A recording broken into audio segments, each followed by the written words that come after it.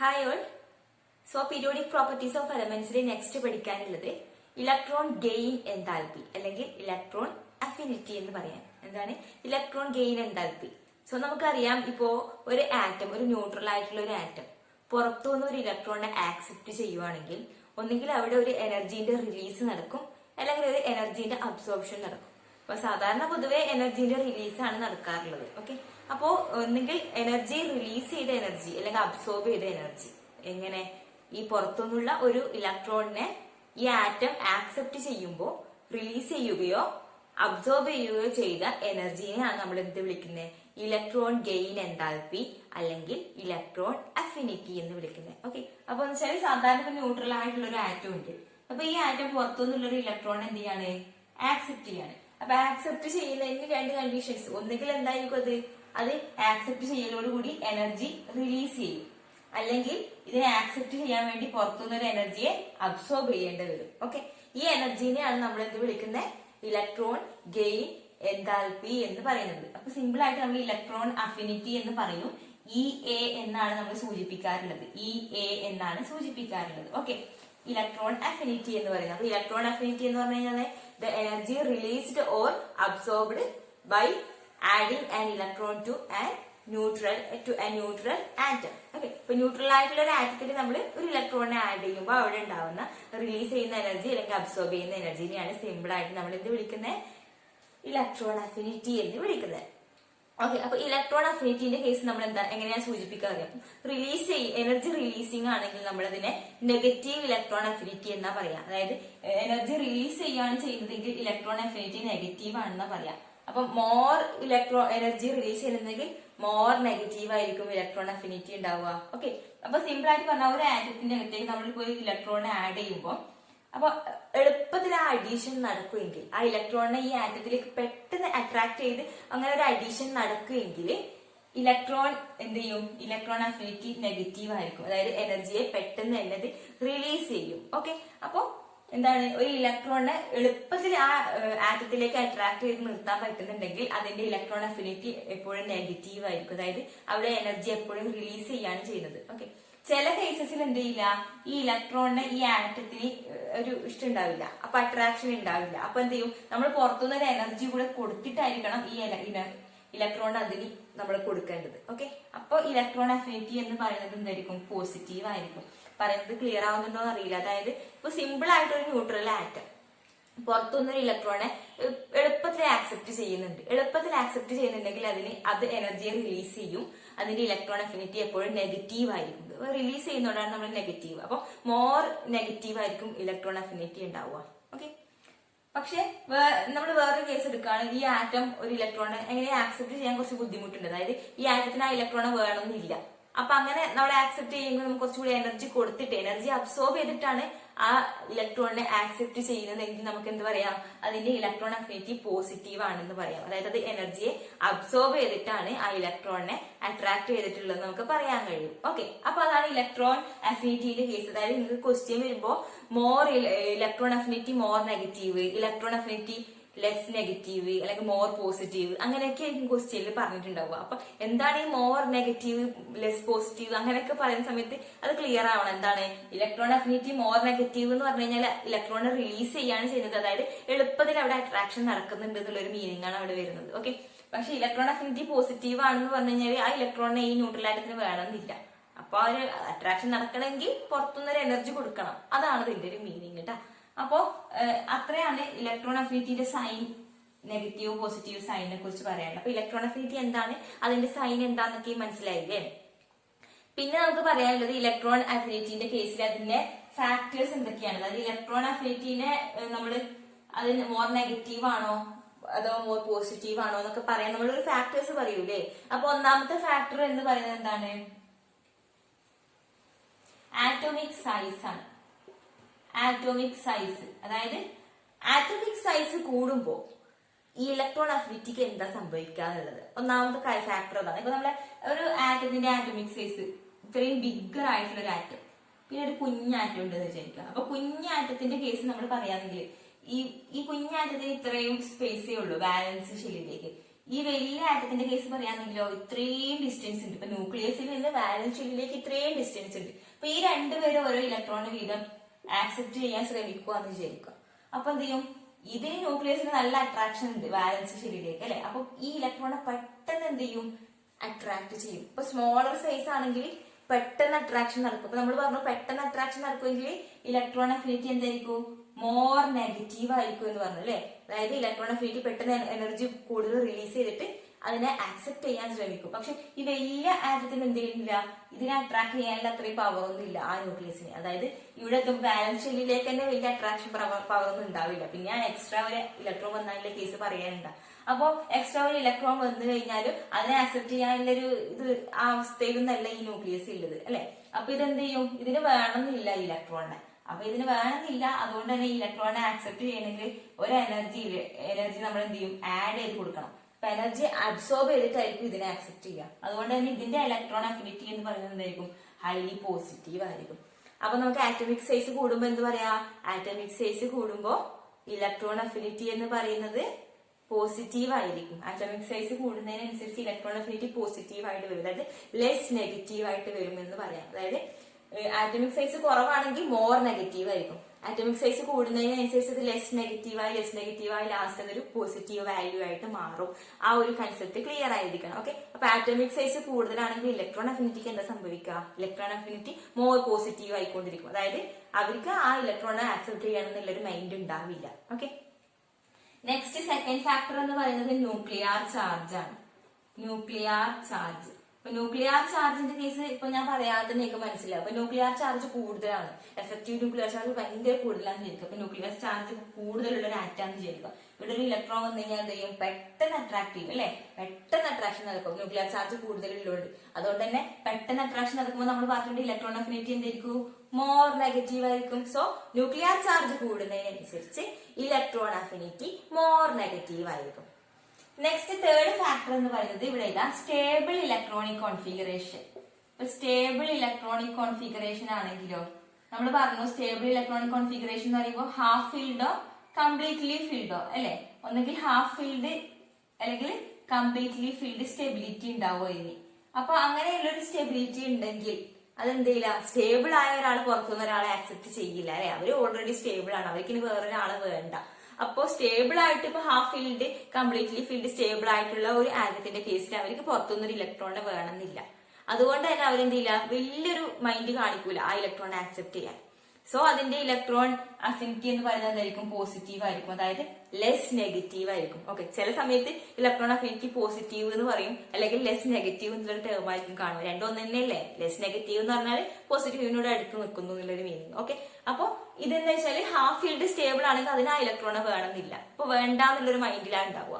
അപ്പൊ അതുകൊണ്ട് തന്നെ ഇലക്ട്രോൺ അഫിനിറ്റി പോസിറ്റീവ് ആയിരിക്കും. അപ്പൊ ഇലക്ട്രോൺ അഫിനിറ്റി എന്താണ്, അതിന്റെ സൈൻ എന്താണ്, അതിന്റെ ഫാക്ടേഴ്സ് ഈ മൂന്നെണ്ണം മൈൻഡിൽ വെക്കണം. കാരണം എന്താ, ക്വസ്റ്റ്യൻസ് വരുമ്പോൾ നമ്മൾ അതിനനുസരിച്ച് ആൻസർ ചെയ്യണമെങ്കിൽ ഫാക്ടേഴ്സ് നമുക്ക് അറിഞ്ഞിരിക്കണം. സോ ഇതിന്റെ ഇലക്ട്രോൺ അഫിനിറ്റിന്റെ പീരിയോഡിക് ട്രെൻഡ് കൂടി പറയാം. ഇലക്ട്രോൺ അഫിനിറ്റിന്റെ പീരിയോഡിക് ട്രെൻഡ്, അതായത് പീരിയോഡിക് ടേബിളില് ഗ്രൂപ്പിൽ താഴോട്ട് പോകുമ്പോൾ എങ്ങനെയാണ്, പീരിയഡിൽ ലെഫ്റ്റിൽ നിന്ന് റൈറ്റിലേക്ക് പോകുമ്പോൾ ഇലക്ട്രോൺ അഫിനിറ്റി എങ്ങനെയാണുള്ളത് അതിപ്പോ നിങ്ങൾക്ക് ഇത് വെച്ചിട്ട് തന്നെ പറയാം. അപ്പൊ ഗ്രൂപ്പിൽ താഴോട്ട് പോവാന്ന് ചോദിക്കാം. അപ്പൊ ഗ്രൂപ്പിൽ താഴോട്ട് പോകുന്ന ഒരു കേസ്, പീരിയോഡിക് ട്രെൻഡ് ഗ്രൂപ്പിൽ താഴോട്ട് പോകുന്ന ഒരു കേസ് ആറ്റോമിക് സൈസ് എങ്ങനെയാ പറഞ്ഞാൽ നമ്മള് ചെറുതുന്ന് വലുത് ബിഗ്ഗർ സൈസായി മാറും അല്ലെ. ഗ്രൂപ്പിൽ താഴോട്ട് പോകുമ്പോൾ ബിഗ്ഗർ സൈസായി മാറും. നമ്മൾ ബിഗ്ഗർ സൈസായി മാറുമ്പോൾ നമ്മൾ എന്താ പറഞ്ഞാൽ ഇലക്ട്രോൺ അഫിനിറ്റി ലെസ് നെഗറ്റീവ് ആവും അല്ലെ. അതായത് മോർ പോസിറ്റീവ് ആവും. അപ്പൊ ഇലക്ട്രോൺ അഫിനിറ്റി ഇവിടെ നമുക്ക് പോസിറ്റീവ് ആവും. ഇവിടെ ഇലക്ട്രോൺ അഫിനിറ്റി നെഗറ്റീവ് ആയിരിക്കും. ഇലക്ട്രോൺ അഫിനിറ്റി ഇവിടെ എന്ന് പറയുന്നത് നെഗറ്റീവ് ആയിരിക്കും. പക്ഷെ ഇവിടെ എത്തുമ്പോഴേക്കും അത് എന്ത് ചെയ്യും, പോസിറ്റീവായി മാറും. കാരണം എന്താ, ആറ്റോമിക് സൈസ് കൂടുന്നുണ്ട് ഗ്രൂപ്പിൽ താഴോട്ട് പോകും തോറും. അപ്പോ ഒരു പീരിയോഡിക് ടേബിളിൽ ഗ്രൂപ്പിൽ താഴോട്ട് പോകും തോറും ഇലക്ട്രോൺ അഫിനിറ്റി എന്ത് ചെയ്യും, നെഗറ്റീവ്, മോർ നെഗറ്റീവിൽ നിന്ന് ലെസ് നെഗറ്റീവായി ഒരു പോസിറ്റീവ് വാല്യൂലേക്ക് എത്തും. ഓക്കെ. അത് എന്തുകൊണ്ടാണ്, കാരണം അതിന്റെ ആറ്റോമിക് സൈസിനെയാണ് ഇത് ഡിപ്പെൻഡ് ചെയ്യുന്നത്. നമ്മൾ പറഞ്ഞു ഫസ്റ്റ് ഫാക്ടർ ആയിട്ട് ആറ്റോമിക് സൈസ് കൂടുമ്പോൾ ഇലക്ട്രോൺ അഫിനിറ്റി പോസിറ്റീവായി മാറും. കാരണം അവർക്ക് ആ ഇലക്ട്രോണെ വേണമെന്നുണ്ടാവില്ല. അപ്പൊ ഇലക്ട്രോൺ അഫിനിറ്റി പോസിറ്റീവ് ആയിരിക്കും. ഇനി പീരിയഡിൽ ലെഫ്റ്റിൽ നിന്ന് റൈറ്റിലേക്ക് പോവാന്ന് വിചാരിക്കാം പീരിയഡിന്റെ കേസിൽ. ഓക്കെ. ഇപ്പൊ പീരിയഡിന്റെ കേസ് എന്ന് പറയുമ്പോൾ സൈസ് കുറഞ്ഞ കുഞ്ഞായിട്ട് വരികയായിരുന്നു. അതായത് എഫക്റ്റീവ് ന്യൂക്ലിയർ ചാർജ് കൂടുന്നുണ്ട് അല്ലെ. സൈസ് കുറയുന്നതിനനുസരിച്ച് Z എഫക്റ്റീവ് ഭയങ്കര കൂടുതലാണ്. എഫക്റ്റീവ് ന്യൂക്ലിയർ ചാർജ് പീരിയഡിൽ ഇങ്ങോട്ട് പോകുന്നതിന് ഭയങ്കര കൂടും. അപ്പൊ എഫക്റ്റീവ് ന്യൂക്ലിയർ ചാർജ് കൂടുന്നതുകൊണ്ട് തന്നെ ഇലക്ട്രോൺ അഫിനിറ്റി എന്ത് ചെയ്യും, മോർ നെഗറ്റീവ് ആയിരിക്കും. അപ്പൊ പീരിയഡിൽ ലെഫ്റ്റ് നിന്ന് റൈറ്റിലേക്ക് പോകുമ്പോൾ ഇലക്ട്രോൺ അഫിനിറ്റി എന്ന് പറയുന്നത് മോർ നെഗറ്റീവ് ആയിരിക്കും. എന്തുകൊണ്ടാണ് മോർ നെഗറ്റീവ് നമ്മൾ പറഞ്ഞു, സെക്കൻഡ് ഫാക്ടറിൽ ന്യൂക്ലിയർ ചാർജ് കൂടുക എന്ന് പറഞ്ഞു കഴിഞ്ഞാൽ ന്യൂക്ലിയർ ചാർജ് കൂടുമ്പോൾ എന്താ സംഭവിക്കുക, ന്യൂക്ലിയർ ചാർജ് കൂടുമ്പോൾ അവർക്ക് പെട്ടെന്ന് അട്രാക്ഷൻ നടക്കും ആ ഇലക്ട്രോണായിട്ട് അല്ലെ. പെട്ടെന്ന് അട്രാക്ഷൻ നടക്കുന്നുണ്ടെന്ന് നമ്മൾ പറഞ്ഞു. പെട്ടെന്ന് അട്രാക്ഷൻ നടക്കുന്നുണ്ടെങ്കിൽ ഇലക്ട്രോൺ അഫിനിറ്റി നെഗറ്റീവ് ആയിരിക്കും, മോർ നെഗറ്റീവ് ആയിരിക്കും ഇവിടുന്ന് ഇങ്ങോട്ട് വരുമ്പോൾ. ഓക്കെ, അപ്പൊ പീരിയോഡിക് ടേബിളിൽ ആ ഒരു ട്രെൻഡ് മനസ്സിലായി. ഗ്രൂപ്പിൽ താഴോട്ട് എങ്ങനെയാണ്, പീരീഡ് ലെഫ്റ്റ് നിന്ന് റൈറ്റിലേക്ക് പോകുമ്പോൾ എന്ത് ചെയ്യും, ഇലക്ട്രോൺ അഫിനിറ്റി നെഗറ്റീവ് ആയിക്കൊണ്ടിരിക്കും. ഇവിടെ ഇങ്ങോട്ട് പോകുമ്പോൾ ഇലക്ട്രോൺ അഫിനിറ്റി പോസിറ്റീവ് ആയിക്കൊണ്ടിരിക്കും. പിന്നെ ഇലക്ട്രോൺ അഫിനിറ്റിന്റെ കേസിൽ ഒരു കാര്യം പറയാനുള്ള ഒരു ചെറിയ കുഞ്ഞ എക്സെപ്ഷൻ ഉണ്ട്. അതായത് ഇപ്പോ സെക്കൻഡ് പീരീഡ് എന്ന് പറയുമ്പോൾ ആരൊക്കെ വരും, അതായത് നമ്മുടെ ലിഥിയം മുതലുള്ള അങ്ങോട്ട് പോകുന്ന ഒരു പീരീഡ് ഇല്ലേ, boron, carbon, nitrogen, oxygen, fluorine എന്നൊക്കെ പറഞ്ഞിട്ട് പോകുന്ന പീരീഡ്. അപ്പൊ സെക്കൻഡ് പീരീഡിലുള്ള ചില എലമെന്റ്സിനെ അപേക്ഷിച്ച് നോക്കുമ്പോൾ അതിന് തൊട്ട് താഴെയുള്ള എലമെന്റ്സ്, അതായത് carbon, silicon, nitrogen, phosphorus, oxygen, sulphur, fluorine, chlorine, അത് തൊട്ട് താഴെയുള്ള പീരീഡിലുള്ള എലമെന്റ്സിന്റെ ഇലക്ട്രോൺ അഫിനിറ്റി നമ്മൾ എക്സ്പെക്ട് ചെയ്യുന്നത് എന്താണ്, കാർബണിൽ നിന്ന് സിലിക്കൺ, ജെർമാനിയത്തിലേക്ക് പോകുമ്പോൾ, അതായത് ഗ്രൂപ്പിൽ താഴോട്ട് പോകുന്തോറും ഇലക്ട്രോൺ അഫിനിറ്റി പോസിറ്റീവ് ആയിക്കൊണ്ട് വരിക വേണ്ടേ.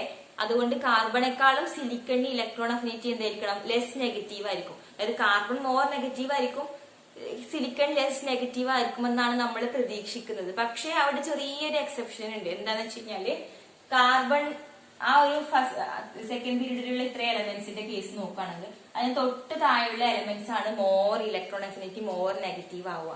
അതായത് പൊതുവെ നമ്മൾ എന്താ പറയാ, ആദ്യം മുകളിലുള്ള ആള് more electron affinity more negative ആയിരിക്കണം, അതിന് തൊട്ട് താഴെയുള്ള ആള് പോസിറ്റീവ് ആയിക്കൊണ്ട് വരിക ചെയ്യുക അല്ലെ. പക്ഷെ ഇവിടെ ചെറിയൊരു എക്സെപ്ഷൻ ഉണ്ട്. കാരണം ഇതിനായിരിക്കും more electron affinity more negative ഉണ്ടാവുക അതിനേക്കാളും, മുകളിലുള്ളതിനേക്കാളും. അതിന്റെ കാരണം എന്താ വെച്ച് കഴിഞ്ഞാല് നമ്മളെ ഈ കുഞ്ഞു കുഞ്ഞു സൈസ് സ്മോൾ അല്ലേ, അതായത് കാർബൺ, നൈട്രജൻ, ഓക്സിജൻ എന്ന് പറയുമ്പോൾ ഭയങ്കര സ്മോളർ സൈസ് ആയതുകൊണ്ട് തന്നെ അതിനകത്തുള്ള ഇലക്ട്രോൺസ് എന്ത് ചെയ്യും, പുറത്തുനിന്ന് വരുന്ന ഇലക്ട്രോണിനെ റിപ്പൽ ചെയ്യും. ഓക്കെ, അപ്പൊ കാർബൺ ആണെന്ന് വിചാരിക്കുക, കാർബൺ ഒരു കുഞ്ഞ് സൈസ് ഉള്ളതാണ്. അപ്പൊ ഇതിനകത്ത് തന്നെ ടോട്ടൽ കുറെ ഇലക്ട്രോൺസ് ഇല്ലേ. അപ്പൊ പുറത്തുനിന്നൊരു ഇലക്ട്രോൺ വരുമ്പോൾ ഇതിനെ ശരിക്കും പറഞ്ഞാൽ ന്യൂക്ലിയർ ചാർജ് കൂടുതലായതുകൊണ്ട് നമ്മൾ പറഞ്ഞ പോലെ പെട്ടെന്ന് അട്രാക്ട് ചെയ്യുവാണ് വേണ്ടത്. പക്ഷെ ഇതിനകത്ത് ഓൾറെഡി കുറെ ഇലക്ട്രോൺസ് ഇങ്ങനെ ഒന്നിച്ച് ഭയങ്കര ഡെൻസർ ആയിട്ടല്ലേ അല്ലെ, സ്മോൾ സൈസും കൂടി ആയതുകൊണ്ട്. അതുകൊണ്ട് പുറത്തുനിന്നൊരു ഇലക്ട്രോൺ വരുമ്പോൾ പെട്ടെന്ന് ആക്സെപ്റ്റ് ചെയ്യാതെ ചെറിയൊരു റിപ്പൽഷൻ നടക്കും അവിടെ. ഓക്കെ, അതുകൊണ്ടാണ് ചെറിയൊരു എക്സെപ്ഷൻ നമ്മൾ ഇവിടെ പറഞ്ഞത്. അതായത് നമ്മൾ പ്രതീക്ഷിക്കുന്നത് പോലെ കാർബണിന് മോർ ഇലക്ട്രോൺ അഫിനിറ്റി മോർ നെഗറ്റീവും സിലിക്കണ്ടത് ലെസ് നെഗറ്റീവും ആണ് എന്നായിരുന്നു നമ്മൾ പ്രതീക്ഷിക്കുന്നത്. പക്ഷെ ഇതിന്റെ ഒരു എക്സെപ്ഷൻ എന്ന് പറഞ്ഞു കഴിഞ്ഞാൽ കാർബണിന്റെ സൈസ് സ്മോൾ ആയതുകൊണ്ട് കാർബണേക്കാളും ഇലക്ട്രോൺ അഫിനിറ്റി മോർ നെഗറ്റീവ് ആർക്ക് വരും, സിലിക്കണിന് വരും. അപ്പൊ അങ്ങനെ ഒരു എക്സെപ്ഷൻ ഉണ്ട്. അപ്പൊ പൊതുവെ നമ്മളോട് ഇപ്പൊ ക്വസ്റ്റ്യൻ ചോദിക്കുകയാണെങ്കിൽ ഗ്രൂപ്പിൽ താഴോട്ട് പോകും തോറും ഉള്ള ട്രെൻഡ് ചോദിക്കുകയാണെങ്കിൽ നമ്മൾ എന്ത് എഴുതും, ഗ്രൂപ്പിൽ താഴോട്ട് പോകുന്നതോറും ഇലക്ട്രോൺ അഫിനിറ്റി നെഗറ്റീവിൽ നിന്ന് പോസിറ്റീവ് ആയിക്കൊണ്ട് വരിക ചെയ്യുക. പിന്നെ കുഞ്ഞ് എക്സെപ്ഷൻ ഉള്ളത് ഈ നമ്മുടെ പി ബ്ലോക്ക് എലമെന്റ്സിന്റെ കേസിൽ സെക്കൻഡ് പീരീഡിലുള്ള കുറച്ച് എലമെന്റ്സിനേക്കാളും അതിന്റെ തേർഡ് പീരീഡിലുള്ള എലമെന്റ്സിന് മോർ ഇലക്ട്രോൺ അഫിനിറ്റി നെഗറ്റീവ് കാണിക്കുന്നുണ്ട്. അപ്പൊ ഇതിനെ അപേക്ഷിച്ച് നോക്കുമ്പോൾ ഇതിന് മോർ നെഗറ്റീവ് കാണുന്നുണ്ട്. അത് എന്തുകൊണ്ടാന്ന് വെച്ച് കഴിഞ്ഞാൽ ആ ഈ മുകളിലുള്ള ആൾക്കാർക്ക് കുറച്ച് കുഞ്ഞു സൈസ് ആയതുകൊണ്ട് ചെറിയൊരു റിപ്പൽഷൻ അവിടെ വരുന്നതുകൊണ്ടാണ്. അത് ക്ലിയർ ആയോ എന്ന് അറിയാൻ വേണ്ടിയിട്ട് ഞാൻ ജസ്റ്റ് ഒരു ഇത് പറഞ്ഞുതരാം. ഇപ്പൊ നമ്മളോട് ഒരു ഓർഡർ ചോദിക്കുകയാണ്, ഇപ്പൊ ഇലക്ട്രോൺ അഫിനിറ്റിന്റെ ഓർഡർ ചോദിക്കുകയാണെങ്കിൽ ഇലക്ട്രോൺ അഫിനിറ്റി ഗ്രേറ്റർ ഏതിനാണ് എന്നുള്ളൊരു ഓർഡർ. അപ്പൊ ഈ ഗ്രേറ്റർ എന്ന് പറഞ്ഞു കഴിഞ്ഞാൽ മോർ നെഗറ്റീവ് ആർക്കാണെന്നുള്ളത്. ഓക്കെ, അപ്പൊ മോർ നെഗറ്റീവ് ഇലക്ട്രോൺ അഫിനിറ്റി ആർക്കാണെന്നുള്ളത് ഇപ്പൊ ക്ലോറിനും ഫ്ലൂറിനും തന്നു. ഓക്കെ, അപ്പൊ അതിൽ നിന്ന് മോർ ഇലക്ട്രോൺ അഫിനിറ്റി മോർ ആർക്കാണെന്ന് ചോദിച്ചു കഴിഞ്ഞാൽ നമ്മളൊരു പ്രതീക്ഷ വെച്ചിട്ട് നമ്മൾ പറയാം ഗ്രൂപ്പിൽ താഴോട്ട് പോകും തോറും ഇലക്ട്രോൺ അഫിനിറ്റി എന്താണ് പോസിറ്റീവ് ആയി വരുവാണ്, അപ്പൊ മോർ നെഗറ്റീവ് ഫ്ലൂറിൻ അല്ലേ എന്ന് നമ്മൾ വിചാരിക്കും. പക്ഷെ ഇതിന്റെ കേസിൽ നമ്മൾ എക്സെപ്ഷൻ പറഞ്ഞു, എന്താണ്, ഫ്ലൂറിന്റെ സൈസ് കുറവായതുകൊണ്ട്. ഈ ഒരു പീരീഡിന്റെ കേസിൽ മാത്രം, ഈ രണ്ട് കുഞ്ഞു പീരീഡിന്റെ കേസിൽ മാത്രം, അതായത് എഫിനേക്കാളും ക്ലോറിൻ ആണ് മോർ ഇലക്ട്രോൺ അഫിനിറ്റി നെഗറ്റീവ് വരിക. അങ്ങനെ വരാൻ കാരണം നമ്മൾ പറഞ്ഞു, കാരണം ഇതിന്റെ സൈസ് സ്മോളർ ആയതുകൊണ്ട് ഇതിന് ആ ഇലക്ട്രോണിനെ ഒരു റിപ്പൾഷൻ, ചെറിയൊരു റിപ്പൾഷൻ വരാൻ ചാൻസ് ഉണ്ട്. അപ്പൊ അതുകൊണ്ടാണ് ഇതിനേക്കാൾ നെഗറ്റീവ് ആയിട്ട് ഇത് വരാൻ കാരണം. ഓക്കെ, ഇപ്പൊ ഇലക്ട്രോൺ അഫിനിറ്റിന്റെ കേസിൽ ക്ലോറിൻ ആയിരിക്കും കൂടുതൽ ഫ്ലൂറിനെ കാണും. അതാണ് നമ്മൾ പറഞ്ഞു വന്നത്. ഇനിയിപ്പോ നൈട്രജന്റെയും ഫോസ്ഫറസിന്റെ കേസ് എടുത്ത് നോക്കുക. അതേപോലെ തന്നെ ഫോസ്ഫറസ് ആണ് മോർ നെഗറ്റീവ് വരിക നൈട്രജനേക്കാളും, ഈ ഒരു എക്സെപ്ഷൻ കേസ്. പക്ഷെ നമ്മൾ ലിഥിയവും സോഡിയവും എടുക്കുകയെന്ന് വിചാരിക്കുക. ലിഥിയവും സോഡിയം എടുക്കുകയാണെങ്കിൽ നമ്മൾ പറഞ്ഞാൽ ദ്വിതീയത്തിന് തന്നെയാണ് എന്ത് ഗ്രേറ്റർ വരിക സോഡിയത്തിനേക്കാൾ. So next electronegativity. അപ്പൊ ഇലക്ട്രോൺ നെഗറ്റിവിറ്റി ഓൾറെഡി നമുക്ക് അറിയാവുന്ന കാര്യമാണ്, ഒരുപാട് പറയാനൊന്നും ഇല്ല ഇതിനെ കുറിച്ച് അല്ലെ. ഇലക്ട്രോൺ നെഗറ്റിവിറ്റി എന്ന് പറഞ്ഞാൽ എന്താണ്? അതായത് ഇപ്പൊ ഒരു എലമെന്റ് ഇപ്പൊ ഒരു ബോണ്ടിങ്ങിലുണ്ട്, ഒരു 2 ആറ്റംസ് ബോണ്ടിങ്ങിലുണ്ട് വിചാരിക്കുക. അപ്പൊ അതിന്റെ ഷെയ്ഡ് പെയർ ഓഫ് ഇലക്ട്രോൺ ഉണ്ടാവും. അപ്പൊ ആ ഷെയ്ഡ് പെയർ ഓഫ് ഇലക്ട്രോണിനെ മാക്സിമം ഏത് ആറ്റത്തിന്റെ ഭാഗത്താണോ അട്രാക്ട് ചെയ്യാനുള്ള ആ ഒരു പവർ ഉള്ളത് അതിനാണ് മോർ ഇലക്ട്രോൺ നെഗറ്റീവ് എന്ന് പറയാം അല്ലെ. ഇപ്പൊ നമ്മൾ 2 കേസ് എടുക്കും. ഇപ്പൊ HCl എടുക്കുവാണ്. അപ്പൊ ഷെയ്ഡ് പെയർ ഓഫ് ഇലക്ട്രോൺ ഉണ്ട് ഇതിന്റെ കേസിൽ അല്ലെ. അപ്പൊ എന്ത് ചെയ്യും? ക്ലോറിൻ എന്ത് ചെയ്യും? ഈ ഷെയ്ഡ് പെയർ ഓഫ് ഇലക്ട്രോണിനെ ക്ലോറിന്റെ ഭാഗത്തേക്ക് വലിച്ച് എടുക്കാൻ നോക്കും അല്ലെ. നല്ലോണം അങ്ങോട്ടേക്ക് അട്രാക്ട് ചെയ്യും. ഹൈഡ്രജനും രണ്ടാക്കും അവകാശപ്പെട്ട 2 ഇലക്ട്രോൺസ് ആണ് ഉള്ളതെങ്കിലും ഇതിനെ കൂടെ അങ്ങോട്ട് വലിച്ചെടുക്കാനുള്ള ഒരു ടെൻഡൻസി ക്ലോറിൻ കാണിക്കും. അതുകൊണ്ട് നമ്മൾ അതിനെ എന്ത് പറയും? മോർ ഇലക്ട്രോ നെഗറ്റീവ് എന്ന് പറയും. അപ്പൊ ഇലക്ട്രോ നെഗറ്റീവ് എന്ന് പറഞ്ഞാൽ ആ ഒരു ടെൻഡൻസി ആണ്. അതായത് ഷെയ്ഡ് പെയർ ഓഫ് ഇലക്ട്രോൺ, 2 പേർക്കും അവകാശപ്പെട്ട ഇലക്ട്രോൺ ആണെങ്കിൽ കൂടി ഒരാൾ എന്ത് ചെയ്യും? അതിനെ അവരുടെ ഭാഗത്തേക്ക് വലിച്ചു നീട്ടാൻ നോക്കും അല്ലെ, അങ്ങോട്ടേക്ക് അട്രാക്ട് ചെയ്യാൻ നോക്കും. അതിനെയാണ് നമ്മൾ എന്ത് വിളിക്കുന്നത്? Electro negativity. ഇത് ഓൾമോസ്റ്റ് എല്ലാവർക്കും അറിയുന്ന കാര്യമാണ്. അപ്പൊ വലിയ കാര്യത്തിൽ ഞാൻ പറഞ്ഞിരുന്നില്ല അത്. പിന്നെ എന്താണ് ഇലക്ട്രോ നെഗറ്റിവിറ്റി? ഗ്രൂപ്പിൽ എങ്ങോട്ട് താഴോട്ട് പീരീഡിൽ എങ്ങോട്ട് ഇലക്ട്രോ നെഗറ്റിവിറ്റിന്റെ ട്രെൻഡ് ഗ്രൂപ്പിൽ താഴോട്ട് പോകുന്നതോറും പീരീഡിൽ ലെഫ്റ്റിൽ നിന്ന് റൈറ്റിലേക്ക് പോകുന്നതോറും, ഇത് ഓൾമോസ്റ്റ് എല്ലാവർക്കും അറിയാം. ഇലക്ട്രോ നെഗറ്റിവിറ്റി ഗ്രൂപ്പിൽ താഴോട്ട് പോകുന്നതോറും ഇലക്ട്രോ നെഗറ്റിവിറ്റി ഡിക്രീസ് ചെയ്യും. പീരീഡിൽ ലെഫ്റ്റിൽ നിന്ന് റൈറ്റിലേക്ക് പോകുന്നതോറും ഇൻക്രീസ് ചെയ്യും. ഓക്കെ, അപ്പോ ഗ്രൂപ്പിൽ താഴോട്ട് പോകുന്നതോറും ഇലക്ട്രോ നെഗറ്റിവിറ്റി എന്ത് ചെയ്യും? ഡിക്രീസ് ചെയ്യും. ആ ഒരു പവർ താഴോട്ട് പോകുന്നതോറും കുറയാ ചെയ്യാം. മോസ്റ്റ് ഇലക്ട്രോ നെഗറ്റീവ് എന്ന് പറയുന്നത് ആ ഒരു ഗ്രൂപ്പിനെ സംബന്ധിച്ച് ഏറ്റവും മുകളിലുള്ള ആളായിരിക്കും മോസ്റ്റ് ഇലക്ട്രോ നെഗറ്റീവ്. ഇനി പീരീഡിനെ സംബന്ധിച്ചോ ഏറ്റവും അങ്ങ് അറ്റത്തുള്ള ആളായിരിക്കും. ഇപ്പൊ ലെഫ്റ്റിൽ നിന്ന് റൈറ്റിലേക്ക് പോകുമ്പോൾ ഏറ്റവും റൈറ്റിലുള്ള ആളാണ് എന്ത് മോർ ഇലക്ട്രോ നെഗറ്റീവ് എന്ന് നമ്മൾ പറയുന്നത്. ഓക്കെ, അപ്പൊ സോ ഗ്രൂപ്പിൽ സംബന്ധിച്ചിടത്തോളം ഗ്രൂപ്പിൽ നിന്ന് താഴോട്ട് പോകുന്നതോറും ഇലക്ട്രോ നെഗറ്റിവിറ്റി എന്താ ചെയ്യുന്നത്? കുറയാ ചെയ്യുന്നത്. ഇനി ലെഫ്റ്റിൽ നിന്ന് റൈറ്റിലേക്ക് പീരീഡിൽ പോകുമ്പോൾ ഇലക്ട്രോ നെഗറ്റിവിറ്റി കൂടുകയാണ് ചെയ്യുന്നത്. അപ്പൊ നമ്മൾ ഒരു ഗ്രൂപ്പിൽ നോക്കുകയാണെങ്കിൽ ഒരു ഗ്രൂപ്പിൽ മോസ്റ്റ് ഇലക്ട്രോ നെഗറ്റീവ് ആയിട്ടുള്ള എലമെന്റ് എന്ന് പറയുന്നത് ഏറ്റവും മുകളിലുള്ള ആളായിരിക്കും. കാരണം താഴോട്ട് പോകുന്നതോറും ഇലക്ട്രോ നെഗറ്റിവിറ്റി കുറയും. ഇനി പീരീഡിൽ നോക്കുകയാണെങ്കിൽ ഏറ്റവും റൈറ്റിലുള്ള ആൾക്കാണ് എന്ത് മോർ ഇലക്ട്രോ നെഗറ്റീവ് ഉണ്ടാവുക അല്ലെ. ഫ്ലൂറിനാണ് മോർ ഇലക്ട്രോ നെഗറ്റീവ് എന്ന് നമ്മൾ പറഞ്ഞിട്ടുണ്ട്. എന്തുകൊണ്ടാണ്? അത് പീരീഡിൽ ഏറ്റവും അങ്ങ് അറ്റത്താണുള്ള. കാരണം ഇങ്ങോട്ട് പോകുന്നതോറും ഇലക്ട്രോ നെഗറ്റിവിറ്റി കൂടുന്നുണ്ട് അല്ലെ. പിന്നെ താഴോട്ട് പോകുന്നതോറും ഇലക്ട്രോ നെഗറ്റിവിറ്റി കുറയുകയും ചെയ്യും. അപ്പൊ മോസ്റ്റ് ഇലക്ട്രോ നെഗറ്റീവ് ആയിട്ടുള്ള എലമെന്റ് ഏറ്റവും അറ്റത്തുള്ള ഫ്ലൂറിനാണ് ഉണ്ടാവുക എന്നാണ് പറഞ്ഞു തരുന്നത്. ഓക്കെ, അപ്പൊ അതാണ് ഇലക്ട്രോ നെഗറ്റിവിറ്റിന്റെ കേസിൽ പറയാനുള്ളത്. പിന്നെ വേറൊരു കാര്യം, ഇപ്പൊ കാർബണിന്റെ തന്നെ കുറെ എലമെന്റ്സ് ഉണ്ടെന്ന് വിചാരിക്കാം. അപ്പൊ സെയിം എലമെന്റ്സിന്റെ, അതായത് കാർബണിന്റെ തന്നെ സെയിം എലമെന്റ്സിന്റെ കുറെ കോമ്പൗണ്ട്സ് ഉണ്ടെന്ന് വിചാരിക്കുക. അപ്പൊ അതിന്റെ ഹൈബ്രിഡൈസേഷൻ നോക്കുക. SP ആണോ, SP2 ആണോ, SP3 ആണോ നോക്കുക. ഓക്കെ, അപ്പൊ ഹൈബ്രിഡൈസേഷൻ വെച്ചിട്ട് നമുക്കത് മോർ ഇലക്ട്രോ നെഗറ്റീവ് ആണോ ലെസ് ഇലക്ട്രോ നെഗറ്റീവ് ആണോ എന്നൊക്കെ നമുക്ക് പറയാൻ കഴിയും. അതായത് ഇപ്പോ കാർബണിന്റെ പല കോമ്പൗണ്ട്സ് അല്ലെ, കാർബണിന്റെ SP ഹൈബ്രിഡൈസേഷൻ കാണിക്കുന്ന കോമ്പൗണ്ട് നമുക്കറിയാം, SP2 കാണിക്കുന്നത് അറിയാം, SP3 കാണിക്കുന്നത് അറിയാം. അതായത് സിമ്പിൾ ഹൈഡ്രോ കാർബൺസ് എടുത്താൽ മതി അല്ലെ. ആൽക്കീൻ, ആൽക്കീൻ, ആൽക്കൈൻ അല്ലെ. അപ്പൊ എന്താണ്? ഇത് SP3 ആണ്, SP2 ആണ്, SP ആണ്. അപ്പൊ മോർ ഇലക്ട്രോ നെഗറ്റീവ് ആരായിരിക്കും എന്ന് ചോദിച്ചു കഴിഞ്ഞാൽ എങ്ങനെയാ പറയാ? ഹൈബ്രിഡൈസേഷൻ വെച്ചിട്ട് പറയാം. അതായത് SP ഹൈബ്രിഡൈസേഷൻ ഉള്ളതാണ് മോർ ഇലക്ട്രോ നെഗറ്റീവ് ആയിട്ട് വരിക. അപ്പൊ ഈ പോയിന്റ്സ് ഒക്കെ നിങ്ങൾ എന്ത് ചെയ്യണം? കറക്റ്റ് ആയിട്ട് എഴുതിയെടുക്കണം, ഒരു പോയിന്റ് മിസ് ചെയ്യാതെ. കാരണം ക്വസ്റ്റ്യൻസ് ചിലപ്പോ കാർബണിന്റെ തന്നെ കുറെ എലമെന്റ്സ് തന്നിട്ട് ഇലക്ട്രോ നെഗറ്റിവിറ്റി ഓർഡർ എഴുതാനാണ് പറയുന്നതെങ്കിൽ ഹൈബ്രിഡൈസേഷൻ ആണ് നിങ്ങൾ നോക്കേണ്ടത്. അതായത് S ക്യാരക്ടർ കുറയുമ്പോ ഇലക്ട്രോ നെഗറ്റിവിറ്റി കുറയും, S ക്യാരക്ടർ കൂടുമ്പോ ഇലക്ട്രോ നെഗറ്റിവിറ്റി കൂടും. ഇപ്പൊ SP-യിലാണ് മോർ S ക്യാരക്ടർ ഉള്ളത് അല്ലെ. അതായത് 50-50 ആണ് S ക്യാരക്ടറും P ക്യാരക്ടറും. അപ്പൊ മോർ S ക്യാരക്ടർ ഉള്ളത് ആർക്കാണ്? ഇവിടെ ആകുമ്പോൾ 33.33 ആണ് വരിക അല്ലെ. ഇവിടെ ആകുമ്പോൾ അതിനും കുറയും. അതുകൊണ്ട് മോർ S ക്യാരക്ടർ വരുന്നത് ആർക്കാണ്?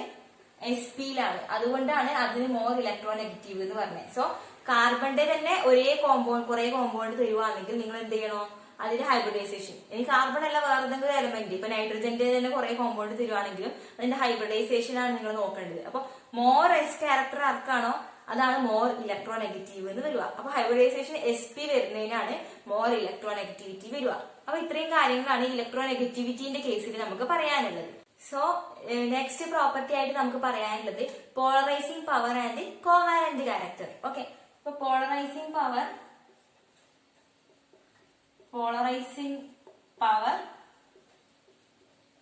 ആൻഡ് കോവാലന്റ് ക്യാരക്ടർ ഇതൊക്കെയും ജനറൽ ആയിട്ട് പറയുന്നതാണ്. നമുക്ക് കൂടുതൽ സ്പെസിഫിക് ആയിട്ടുള്ള കാര്യങ്ങൾ എന്ത് ചെയ്യുന്നുണ്ട് പിന്നീട് പഠിക്കുന്നുണ്ട്, കുറച്ചും കൂടി ഡീറ്റെയിൽ ആയിട്ട് പിന്നീട് പറയുന്നുണ്ട്. അപ്പൊ ഈ പറഞ്ഞ കാര്യങ്ങൾ ചെറിയ കുഞ്ഞു കുഞ്ഞു പോയിന്റ്സ് ആയിട്ട് ഒരു നോട്ടിൽ എഴുതി വെക്കുക. എന്നിട്ട് എന്ത് ചെയ്യാ, നമ്മൾ ഇതിന്റെ തന്നെ ഈ ഭാഗത്ത് നിന്ന് വന്നിരിക്കുന്ന ജനറൽ ആയിട്ട് വന്നിരിക്കുന്ന ക്വസ്റ്റ്യൻസ് ഉണ്ടല്ലോ പ്രീവിയസ് ഇയറിൽ, ആ ക്വസ്റ്റ്യൻസ് ഡിസ്കസ് ചെയ്യുമ്പോൾ എങ്ങനെയാ ക്വസ്റ്റ്യൻ വരുക എന്നുള്ളൊരു ഐഡിയ നിങ്ങൾക്ക് കിട്ടും കേട്ടോ. അപ്പോ അതായത് അത്രയും ജനറൽ ആയിട്ടുള്ള കാര്യങ്ങളായതുകൊണ്ടാണ് കുറച്ച് സ്പീഡിൽ പോകുന്നത്, ഒരുപാട് ഡീറ്റെയിൽ ആയിട്ട് പോവാതെ, ഓൾറെഡി നമുക്ക് അറിയാവുന്ന കാര്യങ്ങളാണ്. ഓക്കെ, അപ്പോ പോളറൈസിംഗ് പവർ, കോവാലന്റ് ക്യാരക്ടർ എങ്ങനെയാണ്, പോളറൈസിംഗ് പവർ എന്താണ്, അതാണ് നമുക്ക് പറയാൻ ഉദ്ദേശം. അപ്പൊ ഒരു ആനയോൺ എടുക്കുവാണ്. അപ്പൊ ഒരു ആനയോണിന്റെ കേസ് എന്ന് പറഞ്ഞാൽ നമ്മൾ പറഞ്ഞു, കാറ്റിയോണെ അപേക്ഷിച്ച് നോക്കുമ്പോൾ ഒരു ആനയോണിന്റെ സൈസ് എന്ന് പറയുന്നത് ബിഗ്ഗർ ആണ്. ഇതിപ്പോ ഒരു ആനയോൺ ആണെന്ന് വിചാരിക്കും. ഓക്കെ, അപ്പൊ ഈ ഒരു ആനയോണിന്റെ സൈസ് എന്ന് പറയുന്നത് ബിഗ്ഗർ ആണ്. കാരണം എന്താണ്, ഓൾറെഡി ആ ഒരു ന്യൂട്രൽ ആറ്റത്തിന്റെ കേസിൽ ഒരു എക്സ്ട്രാ ഇലക്ട്രോൺ കൂടി വന്നിട്ടുണ്ട്. അപ്പൊ അതിന്റെ ഒരു ഷെല്ല്, അതൊക്കെ ഇപ്പൊ ഒരു ഷെല്ല് ഉണ്ടാവും. അപ്പൊ അതിന്റെ സൈസ് ബിഗർ ആയിരിക്കും. അപ്പൊ കാറ്റിയോണെ അപേക്ഷിച്ച് നോക്കുമ്പോൾ ആനയോണിന്റെ സൈസ് എന്ന് പറയുന്നത് ബിഗർ ആണ്. അപ്പോ ആനയോണിന്റെ കേസിൽ വേറൊരു കാര്യം ഉണ്ട്, എന്ത്, ഇപ്പൊ ന്യൂക്ലിയസിന് ആ വാലൻസ് ഷെല്ലിലുള്ള ഒരു ഇലക്ട്രോണിനെ അത്രമാത്രം നമുക്ക് എന്ത് ചെയ്യാനില്ല, അട്രാക്ട് ചെയ്യാൻ പറ്റില്ല അല്ലെ. കാരണം അത് ലൂസ് ആയിട്ട് ബൗണ്ട് ചെയ്തിട്ടായിരിക്കും ഉണ്ടാവുക. അതായത് ന്യൂക്ലിയസുമായിട്ട് അത്രയും അട്രാക്ഷനിൽ ഇല്ലാത്തത് കൊണ്ട് തന്നെ അത് ലൂസ്ലി ബൗണ്ടഡ് ആയിട്ടായിരിക്കും ഉണ്ടാവുക. അപ്പൊ ആനയോണിന്റെ കേസ് എന്ന് പറഞ്ഞു കഴിഞ്ഞാല് ഇലക്ട്രോൺസ് ലൂസ് ആയിട്ടായിരിക്കും ബൗണ്ട് ചെയ്തിട്ടുണ്ടാവുക, കാരണം അതിന്റെ ബിഗർ സൈസ് കാരണം. സോ നമ്മൾ ഈ ഒരു ആനയോണിന്റെ അടുത്തേക്ക് എന്ത് ചെയ്യാൻ പോണത്, ഒരു കുഞ്ഞു കാറ്റോണെ കൊണ്ടുവരാൻ പോവാണ്, ഒരു കുഞ്ഞു കാറ്റോൺ. ഓക്കെ, അപ്പൊ ഈ ആനയോണിന്റെ അടുത്തേക്ക് നമ്മൾ ഒരു കുഞ്ഞു കാറ്റോണെ കൊണ്ടുവരാൻ പോവാണെങ്കിൽ ഈ കാറ്റോൺ എന്ത് ചെയ്യും, ഈ ആനയോണിന്റെ ആ ഒരു ഇലക്ട്രോൺസിനെ അങ്ങോട്ടേക്ക് വലിക്കും. കാരണം ഈ ആനയോണിന്റെ ന്യൂക്ലിയസിന് അതിനെ ടൈറ്റ് ആയിട്ട് ബൗണ്ട് ചെയ്യാനുള്ള ആ ഒരു പവർ ഇല്ല അല്ലെ, അത് ലൂസ് ആയിട്ടാ ബൗണ്ട് ചെയ്തിട്ടില്ലേ.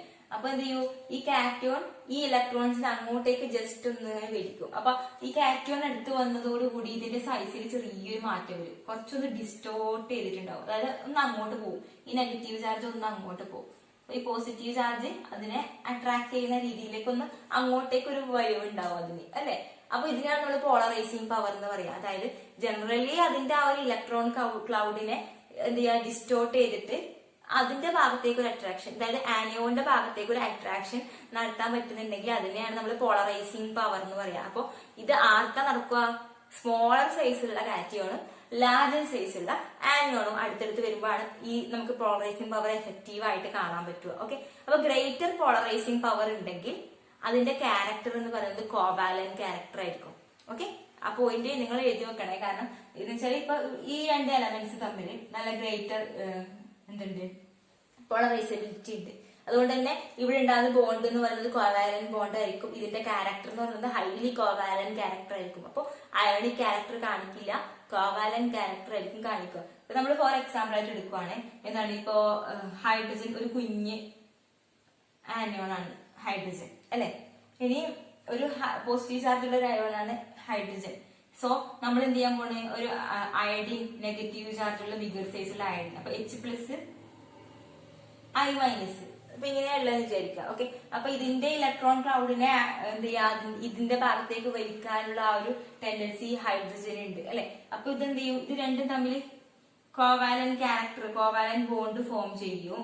ഇതിന്റെ പോളറൈസിംഗ് എന്ന് പറഞ്ഞാൽ അത്രയും ബിഗർ ആണ്. കാരണം എന്താണ്, കാരണം ഹൈഡ്രജൻ കുഞ്ഞാണ്, അയഡിൻ വലിയതാണ്. അപ്പൊ ഈ ചെറിയ പോസിറ്റീവ് ചാർജുള്ള അയോൺ എന്ത് ചെയ്യും, അതിന്റെ ഈ ആനയോണിന്റെ ചാർജ് ഇലക്ട്രോൺസിന് എന്ത് ചെയ്യും, ഡിസ്റ്റോർട്ട് ചെയ്യാൻ പറ്റും. അപ്പൊ ഹൈലി പോളറൈസിംഗ് പവർ ഉണ്ട്. അപ്പൊ ഹൈലി പോളറൈസിംഗ് പവർ ഉണ്ടാകുമ്പോൾ കോവാലന്റ് ക്യാരക്ടറും കൂടി കൂടും എന്നാണ് നമ്മൾ പറഞ്ഞത്. ഓക്കെ, അപ്പൊ കോവാലന്റ് ക്യാരക്ടർ എങ്ങനെ നമ്മൾ പറയാ, കോവാലന്റ് ആണോ അല്ലോ എന്നുള്ളത്.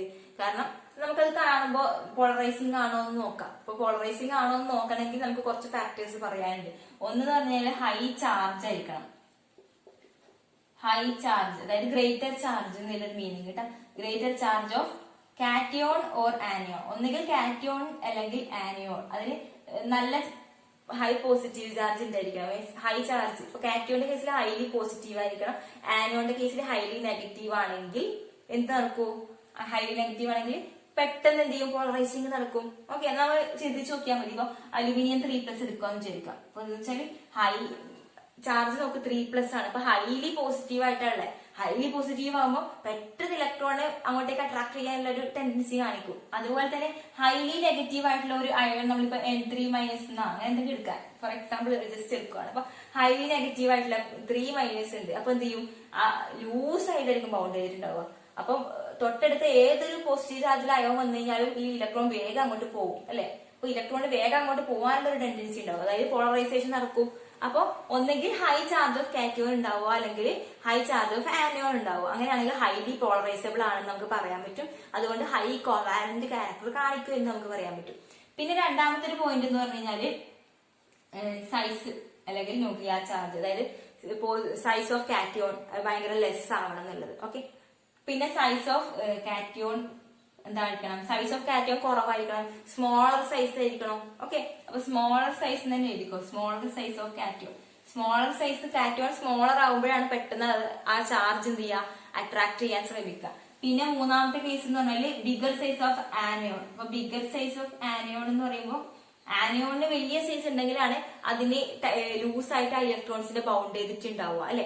അപ്പൊ അതുകൊണ്ട് തന്നെ എന്ത് ചെയ്യാൻ പറ്റും, ഈ കാറ്റയോണ് പെട്ടെന്ന് അതിനെ അട്രാക്ട് ചെയ്യാൻ പറ്റും.